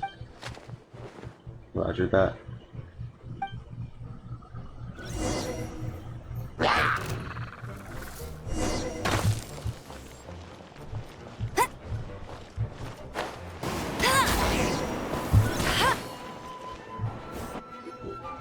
All units are now in position. Hertha! Ah, jeez, your voice scared me just now. What? Still caught up in the imposter incident? I thought you knew about the plan. Well, after you up and disappeared one day, all Master Jean told me was that you'd be gone for a while on an important mission, and that it'd be better if people thought you were dead. And then, what do you know? Someone who looks exactly like you appears out of nowhere 2 days later. If Master Jean hadn't told me about your mission, I would have fallen for it hook, line, and sinker. Yeah, that's quite a scary thought. I get chills just thinking about it. A monster replacing someone close to you, and you're none the wiser. Don't worry, once this is over, these monsters won't be a threat to us again. Albedo, are you okay? The trial wasn't too hard on you, was it? I'm so sorry I couldn't be there. I was so worried. Same here. I thought it was all real at one point. I was in complete shock. So you didn't know, Amber? Then it seems you have done an excellent job at keeping the situation under wraps. And no need to worry, you two. I'm no worse for wear. That sounds like Eula, alright? She's like an impenetrable wall, that one. You're not getting a secret out of here. Yeah, for sure! She's someone you can really count on! Wait, so how did you decide Hertha should disappear again? After all this fighting, I can't seem to get it straight. It was Kai's suggestion. He said the plan would work best with someone well-known and reputable without being too high-profile. Naturally, Miss Hertha was the perfect choice. We needed to leave a hole in our organization, so she came up with the idea that she would disappear. Ah, so that explains the rumor that someone had found during a mission, of course. It didn't take long for that to get resolved. No, because the imposter fell right into our traps. It was all part of the plan. First, we spread the rumor that Hertha was missing in action after some kind of incident. The news came from Kaya and Hertha's direct subordinates, which was important because we needed it to be credible. The imposter saw the gap in our ranks and couldn't help but take the bait. It didn't take long for the fake Hertha to appear on the night's patrol route, claiming to have survived her mission. When did that happen? Over 6 months ago. Damn. Whoa, so this has been a long time in the making. Yes, and our enemy was more meticulous than we expected. Monsters have been searching for Hertha's body in order to protect the imposter's identity, which is a more advanced way of thinking than Subject 2. So we had to wait long enough to convince the fake Hertha that she had our trust. Furthermore, we aim to give her time to gather evidence against me and convince herself she had enough to strike. But how did the Knight's internal information even reach Durin and his monsters? There's an informant among our ranks. Don't worry, Barbados already tracked her down. She doesn't have his blessing, so she can't hear what we're talking about right now. Honestly, this whole situation almost gave Paimon a heart attack. All those awful accusations in the first trial, and you couldn't even defend yourself! It was to be expected. I couldn't just reveal the truth. It had to be at the right moment, or it would have given the imposter even more fuel to use against me. She would have demanded to know how I knew about Dragonspine and the monsters in disguise, and if my true identity got out, the public's trust in me would be gone. It was a trap, you see. Argue back and expose my origins, or keep my mouth shut and be as a murderer. Credit where credit is due. It was well thought out. Yeah, thank goodness we were able to back her into a corner. Indeed, and I have you to thank for that, Elusive. You probably don't know it, but you've been a part of the plan since the beginning. Me? But I didn't even know there was a plan. And for that, you have my sincere apologies. I know I kept you in the dark, but I had a reason. This might not sound intuitive, but I did it to make the plan even stronger. From the beginning, I knew I had to believe the letters in my office for a fair and independent reader to discover. So I'm willing to seek the truth. Naturally, I thought of you. I know you would return to Windblume, and I know you would agree to attend the trial. And I know your sense of responsibility and justice as honorary knight would compel you to start your own investigation. The faker, the subject to you had met, has met you on Dragonspine before. If she thought even you had lost faith in me, her confidence might get the best of her. The perfect time for us to strike. Albedo's right. You were part of our plan from the start. I hope you don't take offense at our decision to keep you from that. And please don't be too hard on Albedo. He was just doing his best to look out for us dad. Enough people were involved in the plan as it was. We had no other choice. The honorary knight and Paimon will always be friends of Mondstadt. We will never forget that. Aww, that means a lot. In that case, thank you for thinking of me. It was an honor to take part. It is us who should be thanking you, honorary knight. Wait, was that you just now? Let's go to the side gate to check it out. Oh, Dino. These darn things more annoying than disgusting booze hounds. Albedo, and Elusive, if you run into anyone who needs a safe place to wait this out, feel free to send them to the cat's tail. I'll be here to watch over things, so the tavern will be safe. Thank you, Dino. We'll be sure to do just that. Oh, Lisa. And Razor. Oh. Lupercal, it's you.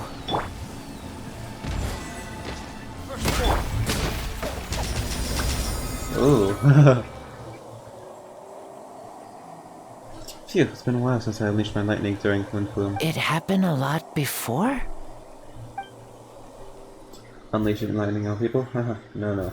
Once in a while, maybe. It sure feels good to let loose, though.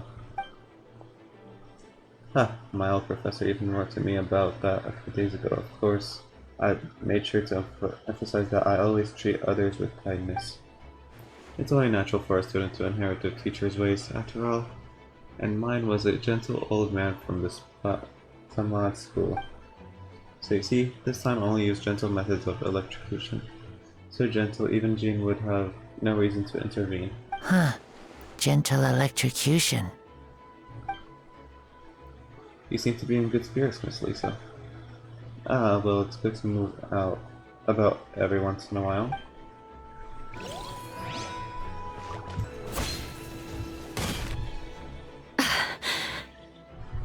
It's all my fault.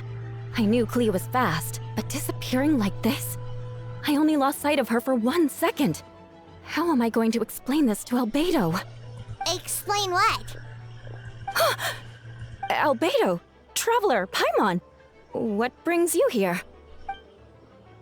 for providing mobile support across the region. Was there something you needed to explain? You can tell me anything. I hope you know that. Yeah, plus we kinda already heard what you said, so...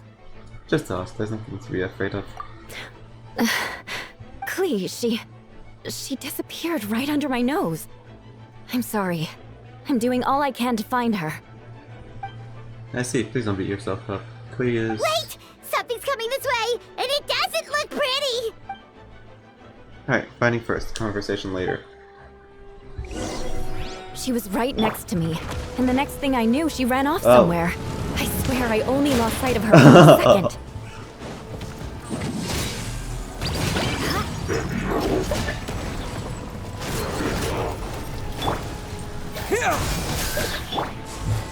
Burst forth!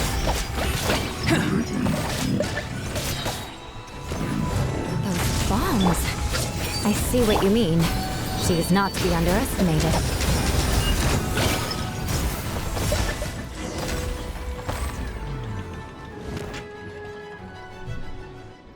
We won! Great work, Clee. I'll be counting on you to protect you over next time, too. Albedo, you can't be serious. No problem, just leave it to Clee.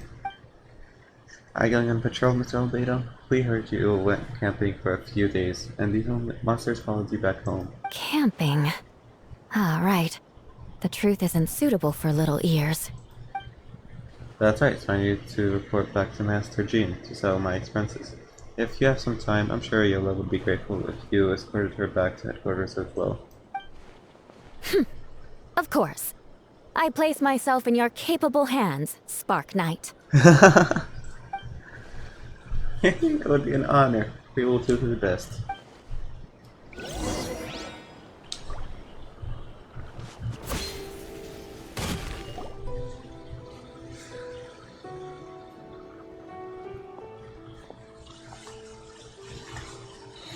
That should be it for now. Good work, everyone. Hardly fair injury-wise. Good, our preparations paid off. Injuries are few and far between. I have the full record here.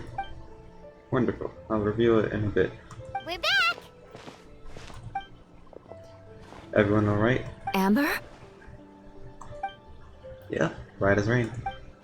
We're back. Clee helped kept Lucilla safe for the whole day.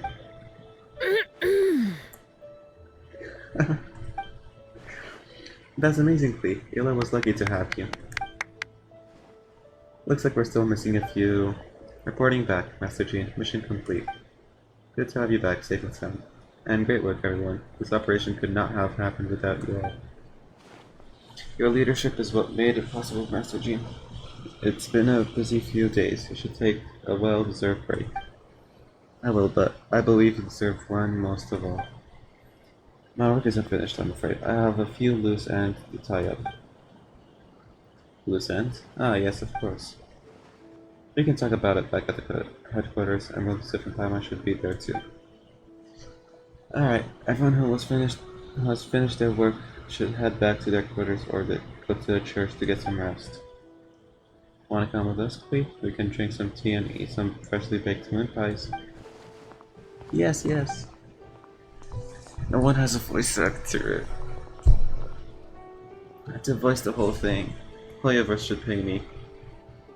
Hi everyone. Fenty, thank you for everything.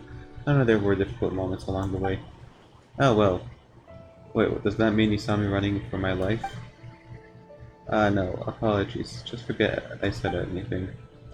Haha, just kidding. But you're right, it was tough out there. I almost lost my hat to the wind several times.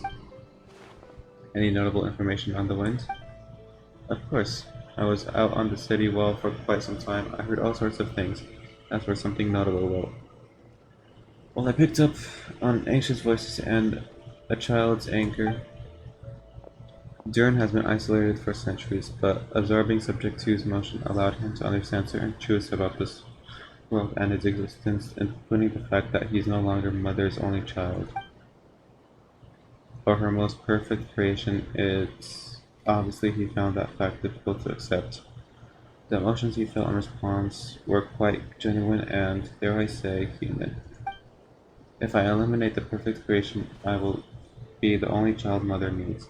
This mindset aroused Alathuran's instinct to compete and survive, and came to dominate all those around him.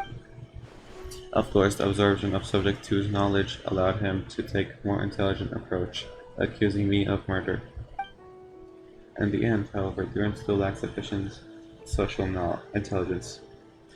The fact that his army even got this far is a miracle. Oh, no wonder Venti sensed a child's anger through the wind. That same feeling, it's close.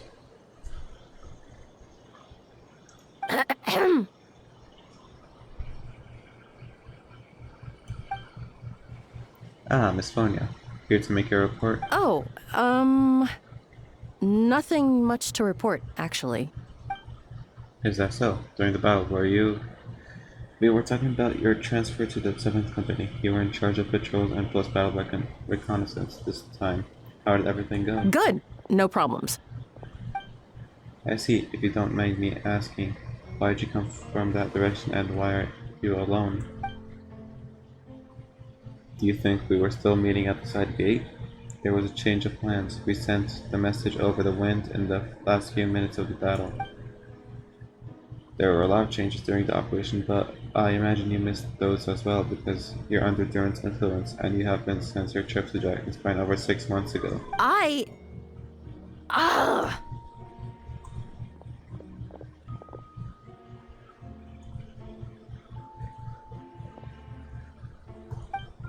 Don't move.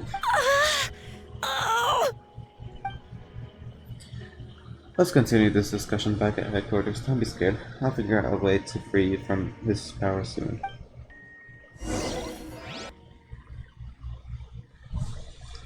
Jesus.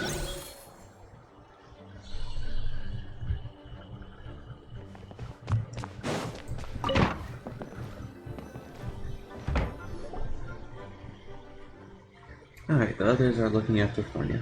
Please tell me you can help her. I can, as long as the rest of the operation goes well. Wait, the operation isn't over. What do we do now? What happens next is more of a personal project. I've consulted Venti about the possibility of calling a tripartite conference. Ah yes, that's a relatively new tradition. Grandmaster Farka came up with the idea a few years ago.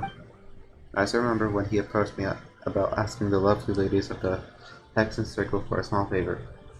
The chumminess caught me off guard. If I hadn't known any different, I'd have thought he was talking about his older sisters or something. Older sisters?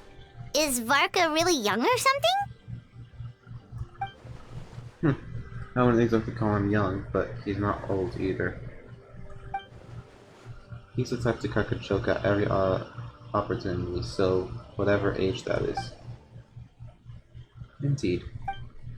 Anyway, the Tripartite Conference is a gathering of 3 parties: the Hexen Circle, the Animal Archon, and the Joint Forces of the Knights and Church of Favonius. Lord Barbados was able to facilitate a meeting between Varka and the mages. Varka has quite a way with his words, so he was able to gain their favor and convince them to agree to a very important request. Namely, that in Monstern's greatest time of need, the mages would return and lend their aid to our nation.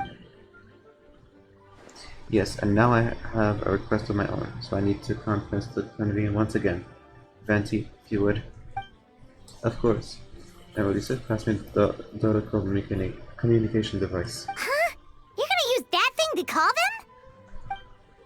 them? Just watch and learn. Okay, I think this should do it.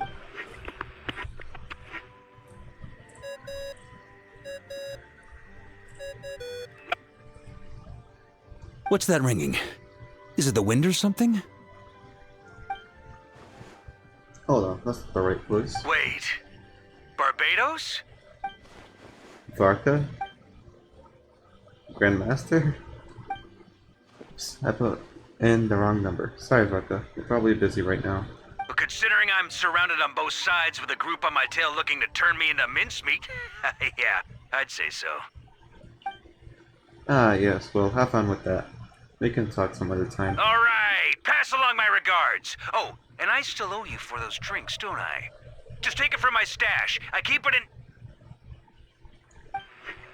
Hey!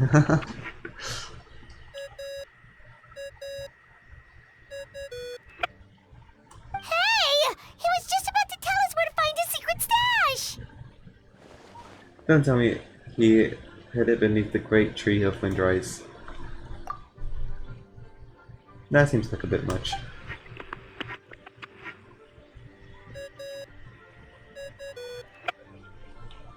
Hello?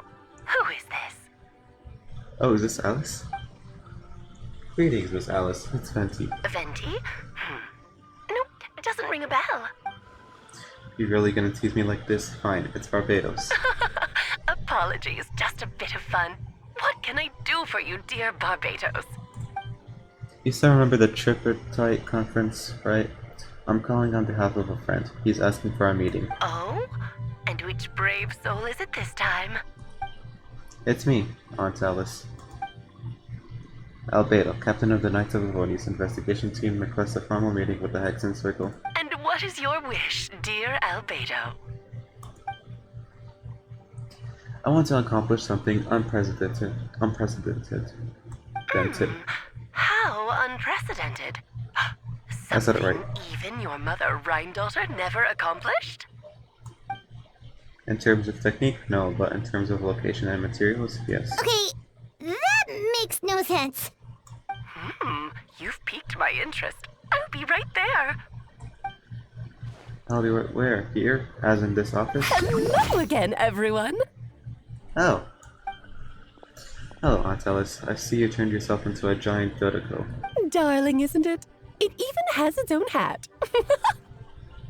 Wow, the attention to detail. Pleasure to see you all again. It's been a while. On behalf of the Hexen Circle, I hereby grant Albedo's request. I'm guessing you still need to prepare? Take your time. Just come find me at the long table when you're ready. Aw, that's nice of you. Huh, I suppose it's just my nature, darling. Thank you, Aunt Alice. Before we set out, there's someone you need to meet. Head to my office. He's waiting for you there. Is it that guy? I forgot his name.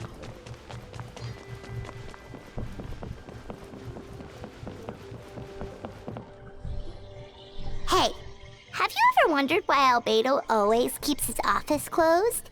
Paimon bets there's a secret snack stash hidden around here somewhere.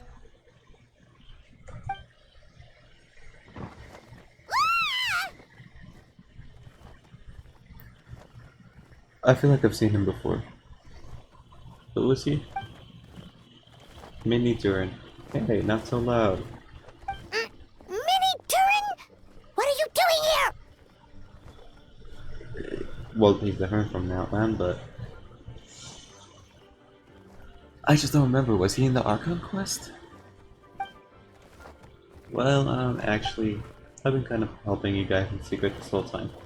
I tried tapping on Paimon's on the shoulder during the battle, but you floated away too fast. You were there? Yeah, I've been in Mossack for a few days now, but I've kept myself out of sight. I thought people might be scared of me. Oh, don't worry.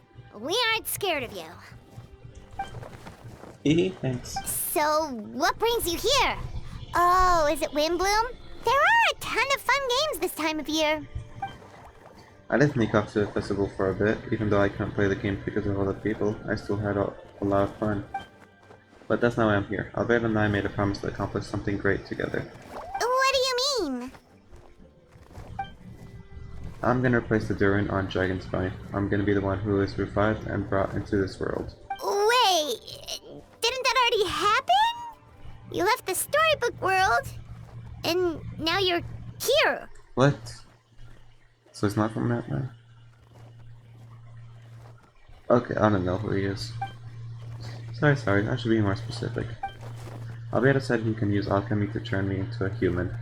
What? Human transmutation, so you're Albedo's intended subject. Yeah, he's been working on it for a long time. And that's what you want, Mini Durin? To become human? I don't know if want is the right word. I don't even know if there's a right answer in a situation like this. But I do know this. I have just as much of a right to this name. I don't want to lose to the other Durin. Becoming human isn't as simple as changing form. I know, Albedo talked to me about that. He said that Durin on Dragonspine is a lot more aggressive and primitive, almost like a beast. But Mom created me in a storybook. The pure part of me can balance out the evil parts of him. If I'm honest, I don't know what that will look like. If I can still be me once I become one with that part of him. Maybe with a complete soul, there was never really a me to begin with. Albedo said these kind of questions are normal. We're all just trying to figure out who we are. But I'm not afraid of change. I want my life to have meaning. Suppressing an evil dragon and becoming human both sound pretty meaningful to me. So don't worry, no one is forcing me to take this choice. Well, turning you into a human sounds like a huge project. No wonder Albedo wants to get the mage's approval. Yeah, I'm really grateful for him. I'm grateful to him. We're kind of in the same boat, you know? Albedo told me he's the Kryzen Prince, a synthetic human, and if this works, I'll be one too. We'll be the only two of our kind in the whole world. Alchemical creations allowed to live in human form. If all living things are grouped together by species, and there's only one other person like me in the world, I guess that makes us family. Definitely! You've just gotta trust one another! Actually, while we're on the subject, does your friend Hakai know about this? He was with the Wanderer? Yeah, I told him I was coming here to fulfill this duty. He didn't try to stop me, just told me to get a move on done. He didn't say it outright, but I think he supports my decision. Maybe he even thinks it's a good idea to go through with this. I'm a little scared, of course, but excited too. Anyway, I'm really glad I got to talk to you at a time like this. I feel a lot better now, so thanks.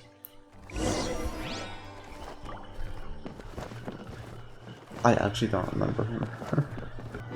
I haven't played this thing. Welcome, one and all. Please sit wherever you like. So no unspoken rules to be aware of. I don't want to unwittingly park myself down on some important lady's chair. I highly doubt anyone's going to mind where you sit, Lord Barbados. But thank you for being so considerate. Jean didn't fancy tagging along? A lot happened in the city today. If she left, there really would be no one around to lead the Knights of Avernus. All right, never mind. I was just hoping to treat her to some tea. Oh. So, tell me, Albedo, what is this outrageous and audacious plan of yours that I've been hearing murmurings about? I'll get right to the point. I intend to kill the evil Durin and Dragonspine. Oh? And I also like to request some alchemical reagents from the Hexen Circle. Which ones? I'm all ears. First would be the flesh of that immortal monster from the mage Mara Javari. Interesting. What else? The other is a portion of the embryo left by my mother, my daughter. Ah, the raw material from which she created her monsters in the past. There's not much of it left. Dragon blood, monster flesh, and embryo. Sounds to me like a formula for creating life. Correct. Durin's heart has continued to beat ever since the day he died. That means it's just a matter of time before he eventually returns. It could be centuries away or millennia, but the day will come. I've spent years investigating in Dragonspine, so I'm well aware of the danger he poses. He has already posed a considerable threat to us at less than half of his original strength. There's no telling how dire the consequences could be if he ever regained his full life force. Hence, if we Want to be freed from the dangers posed by his blood and limitless vitality? We must find a way to eliminate Durin entirely. Unfortunately, Durin is a special entity. Even after death, he could reawaken at any moment. So the solution is to kill him and then resurrect him in a different form. Upon resurrection, he will no longer be the creature he once was. In fact, he will no longer be a monster at all, because I intend to transform him into a human-like being. During the summer, Clea and I visited a fairy tale world called Similanka. It was created by mages from the Hexen Circle, so I'm sure you know of it. Of course! It was even the home of one of M's children, the other Oh, I see. The other Durin? It was during that journey that I learned with certainty that Durin would return to life one day. That experience inspired me. I met the pure soul M had created it for, and if I knew I wanted to change Durin's fate, he could be the key. To that end, I devised an alchemical model for the transmutation. The soul will come from the fairy tale dragon of Similanka, the blood from the original dragon's heart, and the monster remnants from the Marjavari, and the embryo mother left behind will form the flesh. The corrosive nature of the dragon venom and the high-end vitality of the monster remnants will offset each other, keeping the constructed body in perfect balance. A powerful side can be triggered when festering forces and life energy collide in an alchemical setting. The results are sure to be nothing short of astounding. The glint in your eye when you talk about these ideas. You really are your mother's child. Do you see that as a bad thing, Aunt Alice? Of course not. To me, you're both extraordinary individuals. I find you fascinating. In any case, now I see why you asked Venti for help. The raw materials you seek are extremely valuable. The misuse of even the tiniest amount could cause unimaginable chaos. That said, we're happy to give you what you need. But there is one condition. You need to prove you can wield them, and so you must pass the Hexen Circle's trial. I understand. I figured something like this might happen. That's why I asked Emily to come along. Wait, I'm joining you in this thing? You're not even gonna try to talk me into it? Oh, you need convincing? I thought you wanted to keep an eye on me. Who knows what sort of outlandish things I might attempt without someone to keep me in check. Fine, I'm not gonna argue with you. So you know our tricks, huh? Aunt Alice has always loved the spectacle. Any chance to witness friends come together to support one another. Well, success means little if you have no one to celebrate it with, no? Although, I'm afraid dear Paimon will have to sit this one out. What? Why?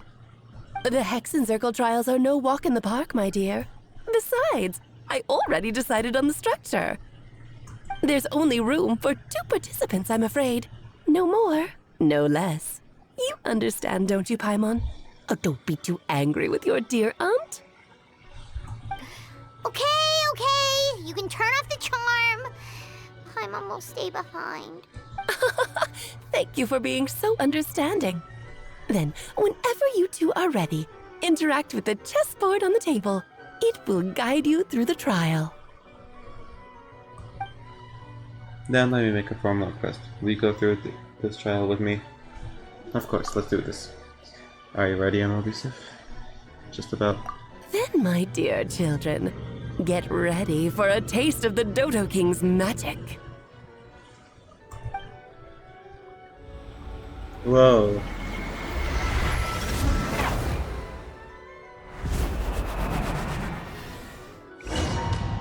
Wind's glider.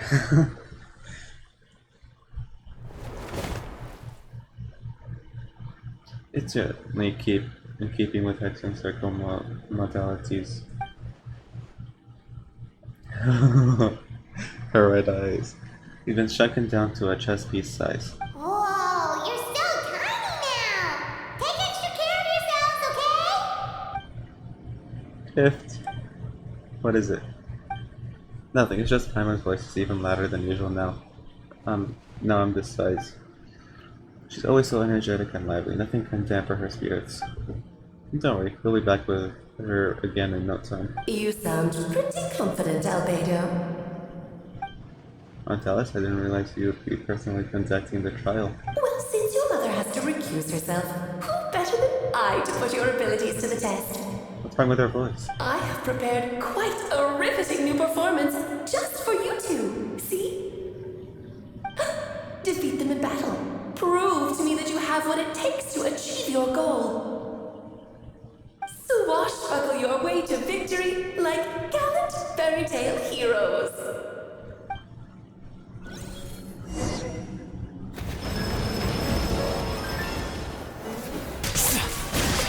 Let's have a ball.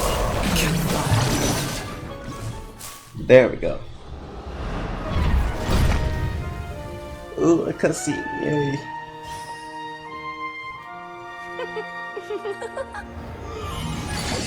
Ugh, it had to be this form?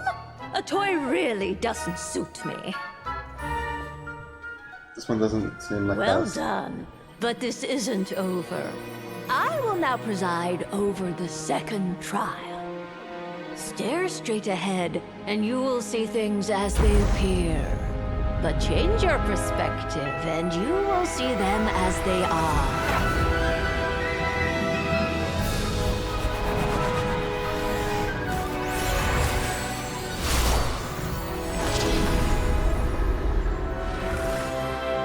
You okay?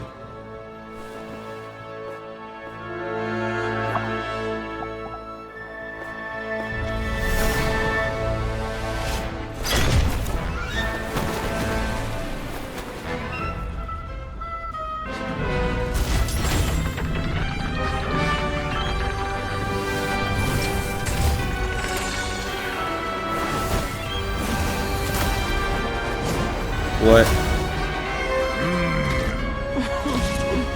The trial awaits.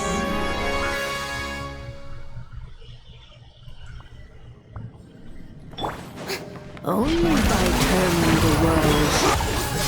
Stand with me! The final act is upon us! There we go.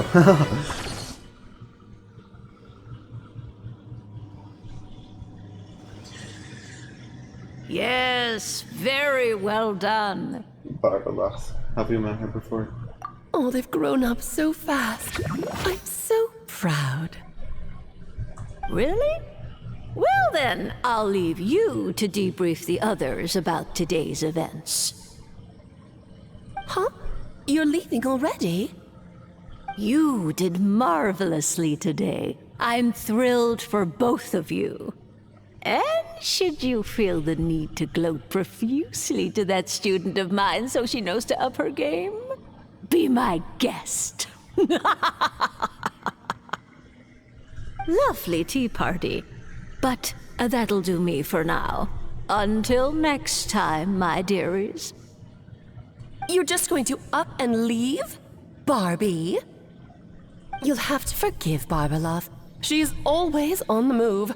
And she never says where she's going either. I think she enjoys the mystique. But if I had to guess, she's probably going for a walk.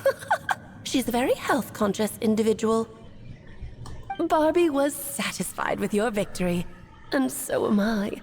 Congratulations to you both. You can come back now. Oh, whoops.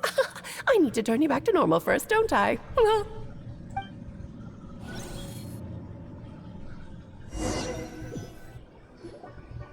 finally back! Great job! You made it all look so easy! Nice to have you back safe and sound. Now time to relax and switch off. You've earned it. Thank you. Felt pretty good to beat the trial. Once you've rested up, let me know when you're free, and we'll head to Dragonspine. To deal with the dragon of Dragonspine, right? Indeed, the sooner we deal with Duran, the better.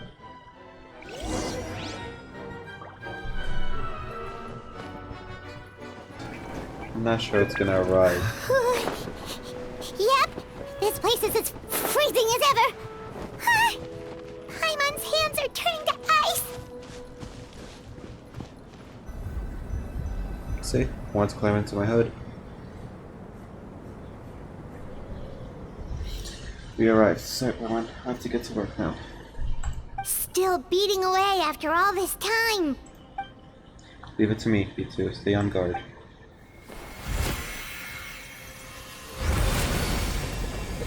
Oh.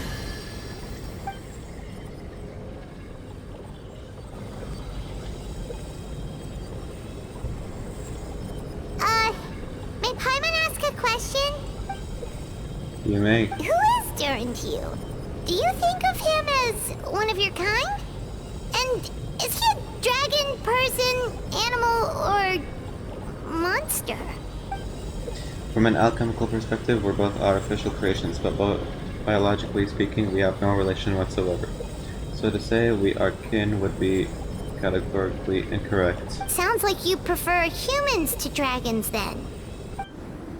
It's not so much a matter of preference, rather as things stand, I would say I belong to the class of human, albeit a unique category thereof, but then again most forms of life in this world possess some unique traits.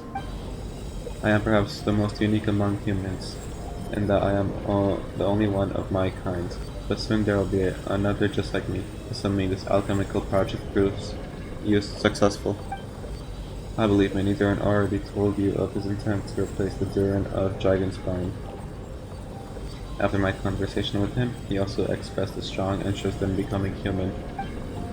It's a fascinating prospect, not to mention an extremely challenging one, but I understand why he came to that decision. Do you see this as an act of creation? Well, understood in the broadest sense, this project deals with both the past and future, and stands to profoundly impact many lives. That primarily is what makes it worthwhile. Helping Mini Durin become who he wants to be is a secondary consideration, though still a meaningful one. By contrast, my personal motivations are nothing so grand and meaningful. I'm just pursuing something I believe in. In my view, to cultivate life, which the world cannot generate endogenously, is to cultivate the world itself. Whatever aids life in attaining a greater level of perfection improves the world by doing so. It is not a question of whether this ought to be done or not, merely whether I wish to. The alchemical enterprise is considered for the deciphering and comprehending all forms of knowledge. That is the path I walk. Of course, that's not to say that this is just a science experiment to me. Anything that affects Mondstadt I approach first and foremost as a member of the Knights of Pavilionius. Does that answer your question satisfactorily? Well enough, thank you.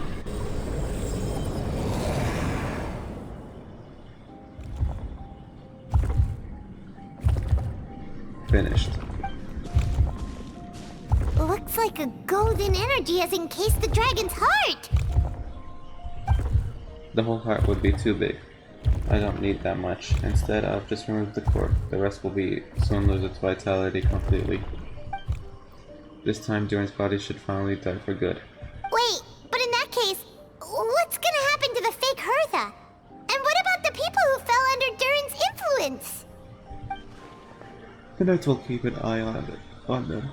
But as far as I'm concerned, eliminating Durin's influence on the citizenry and creating a new Durin through alchemy are one and the same thing.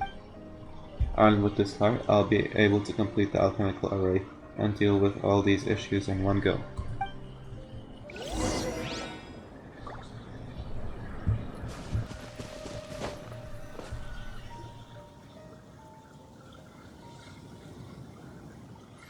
Let's call it a day here. Thank you for accompanying me. Pleasure! We sure learned a lot.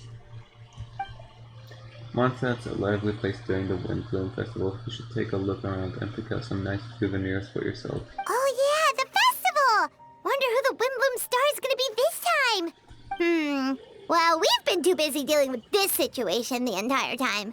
Who else would be free to work during the Windblume Festival? I'm sure we'll find out on the day of.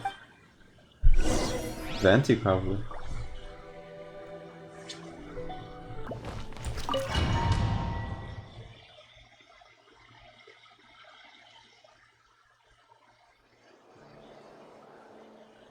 As you all know, During this year's Windblume Festival, the people of Marstead have banded together to defeat several waves of monsters that try to invade our city. Accordingly, we would like to award the title of Windblume Star to someone who made an outstanding contribution to the defense operation. This is someone who may not look like a strong warrior, but who is keen inside to play a vital role in gaining control over conflict. His words are songs always have a way of lifting people's spirits, and they were a great support to us all. It is Venti. Let's give a round of applause to this year's Windblume Star, Venti the Bard. Wow! Amazing! Venti! No way, you're really gonna pick me? Why not? You're the perfect person for the job. Right, does that mean I get unlimited free drinks at the tavern? I'm sure they'll be more than happy to support this year's Windblume Star. If you'd like, we can even take a drink while you give the acceptance speech to the crowd. In that case, let me swap out the speech for a song. Everyone, the best bard in the land is about to begin his performance, so don't go away, gather around and lend me your ears. Oh. He's gonna be singing quietly.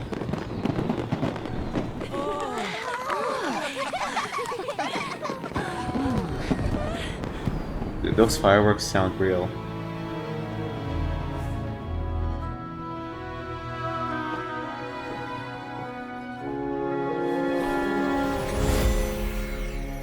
I hereby exercise the prayer of formation.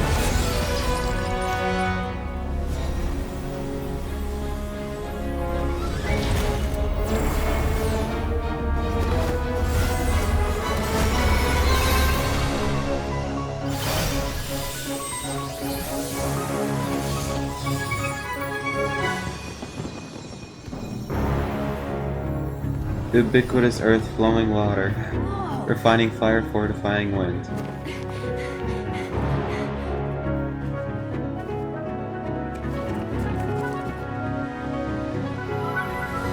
Traverse the 18th word lead and the 20th passage.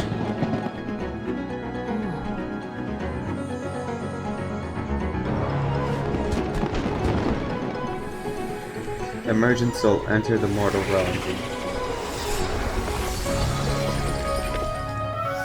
Elevate festering flesh into sacred blood and bone. O sages, witness my grand endeavor.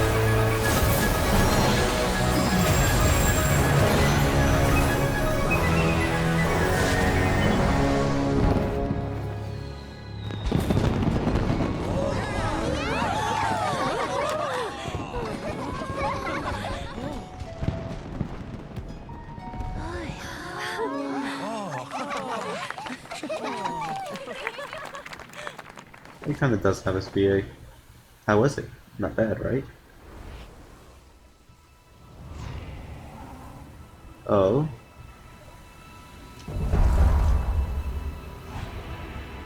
Oh, is he gonna be a playable character?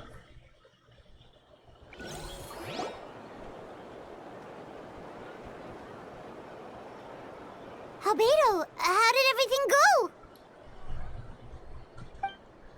Very smoothly, I'd say. We achieved our goal. Really? So Mini Durin looks like a human now? Correct, however, his newly formed body is still stabilizing. We should give him some time. Incredible work, Albedo. I graciously accept the compliment. It really is a rather remarkable what we've accomplished. So, how do you feel right now? Quite good. I did what I set out to do and I achieved a personal goal. I think even she would have made a rare facial expression had she seen it. She? My master and mother, Gold Ryan daughter. A long time ago she sent me to Marstead with the instruction to complete a task of monumental importance, to find the truth of the world. I had fear about what she meant, and in time I was able to corroborate it. Sure enough, finding the truth of the world basically stood for getting a life. That might be easy for most people, but for someone like me, it meant doing a lot of learning about a lot of things. I had to find out about myself and the world around me, get to know me and get to know other people. Life is a space that exists between me and the world. To become truly human, I had to inhabit that space. So for an artificial human, finding a life is, in some sense, equivalent to finding the truth of the world. So that's what she meant, huh? Well, no wonder those monsters wanted to infiltrate the city and replace you. They wanted your life for themselves! Being alive is just existing, but having a life is what makes you truly human. I think that's the message she wanted to get across to me. Still, I found this whole series of events has given me new inspiration. Becoming human is only the beginning. What follows is the choices a human has to make in life, as well as the kinds of family bonds they will form.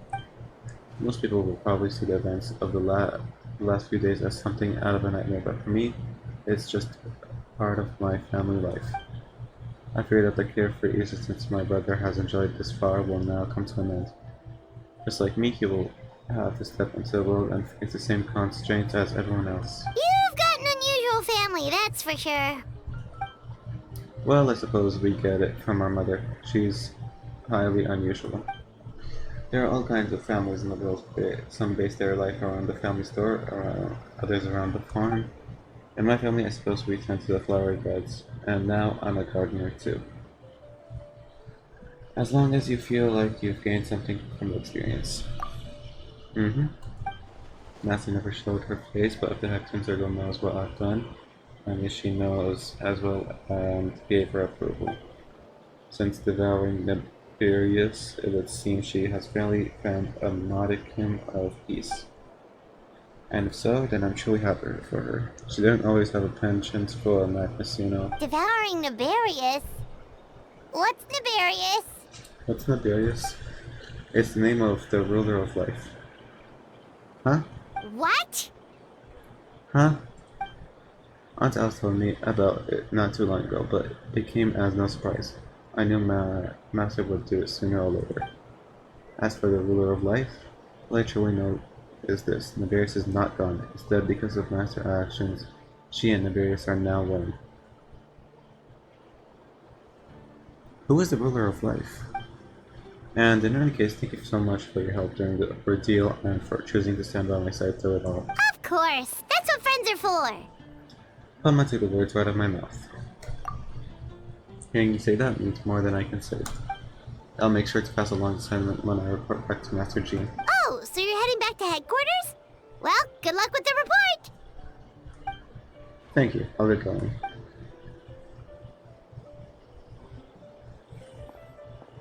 Wow, this Windblume Festival turned out to be a special one. It feels like we really made a difference. Oh, Paimon almost forgot! If the Windblume star has already been chosen, what is this year's Windblume gonna be? You want to take a guess? Venti! You're back! Well, I couldn't keep my two dear friends in the dark about this year's Windblume. Now could I? What do you think of the Cecilia? I like it. The true feeling of the prodigal son, a sentiment as sweet and warm as a gentle spring breeze, perfect for the season. I'm elusive. Give me your hand. Huh? The mages are very pleased that you and Albedo managed to pass their trial. Albedo received the materials he sought, so you deserve something in return as well. The Hexen Circle wants you to have this. It contains something entirely one of a kind, a secret of sorts.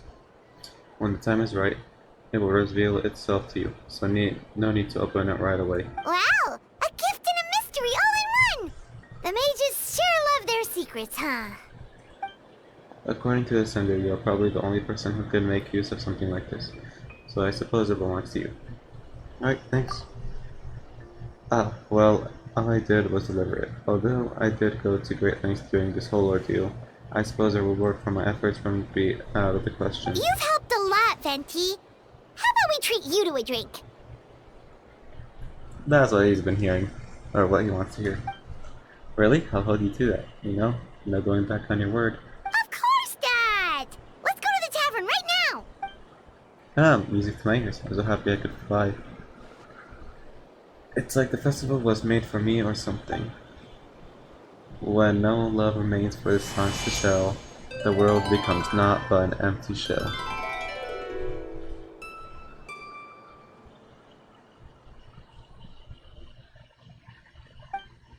Cruel is said fate, cruel it may be, were it not for a hero who could set us all free.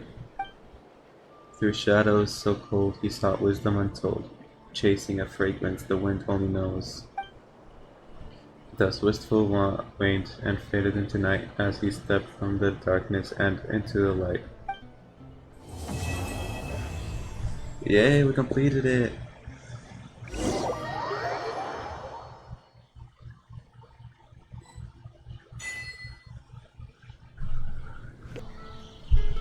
But anyways, that's all.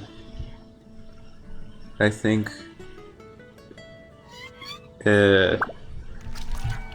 maybe someday, not this week, probably next week, I'll stream the new version, 5.7, and after that, I think I might do Zenless, because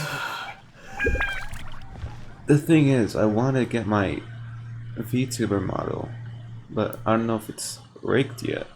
I still haven't contacted, or they haven't responded yet. So yeah, because I wanted to get it for like, you know, you could see my reaction and stuff, kind of, and you know, react to all the character demos before I play the game, so I could get, it's like getting the VTuber model and playing Zenless at the same time. But I think it's not rigged yet, so I'm gonna have to stream Zenless. As for the character demos, I don't know if I'll be watching it alone, or maybe reacting to it without my face. It's not gonna be all much of a reaction.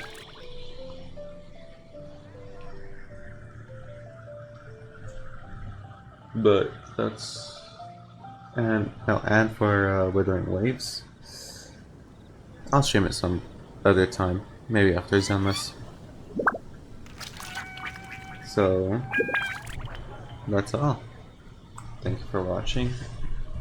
If you're watching this on YouTube, hit the like and subscribe, and I'll see you all next time.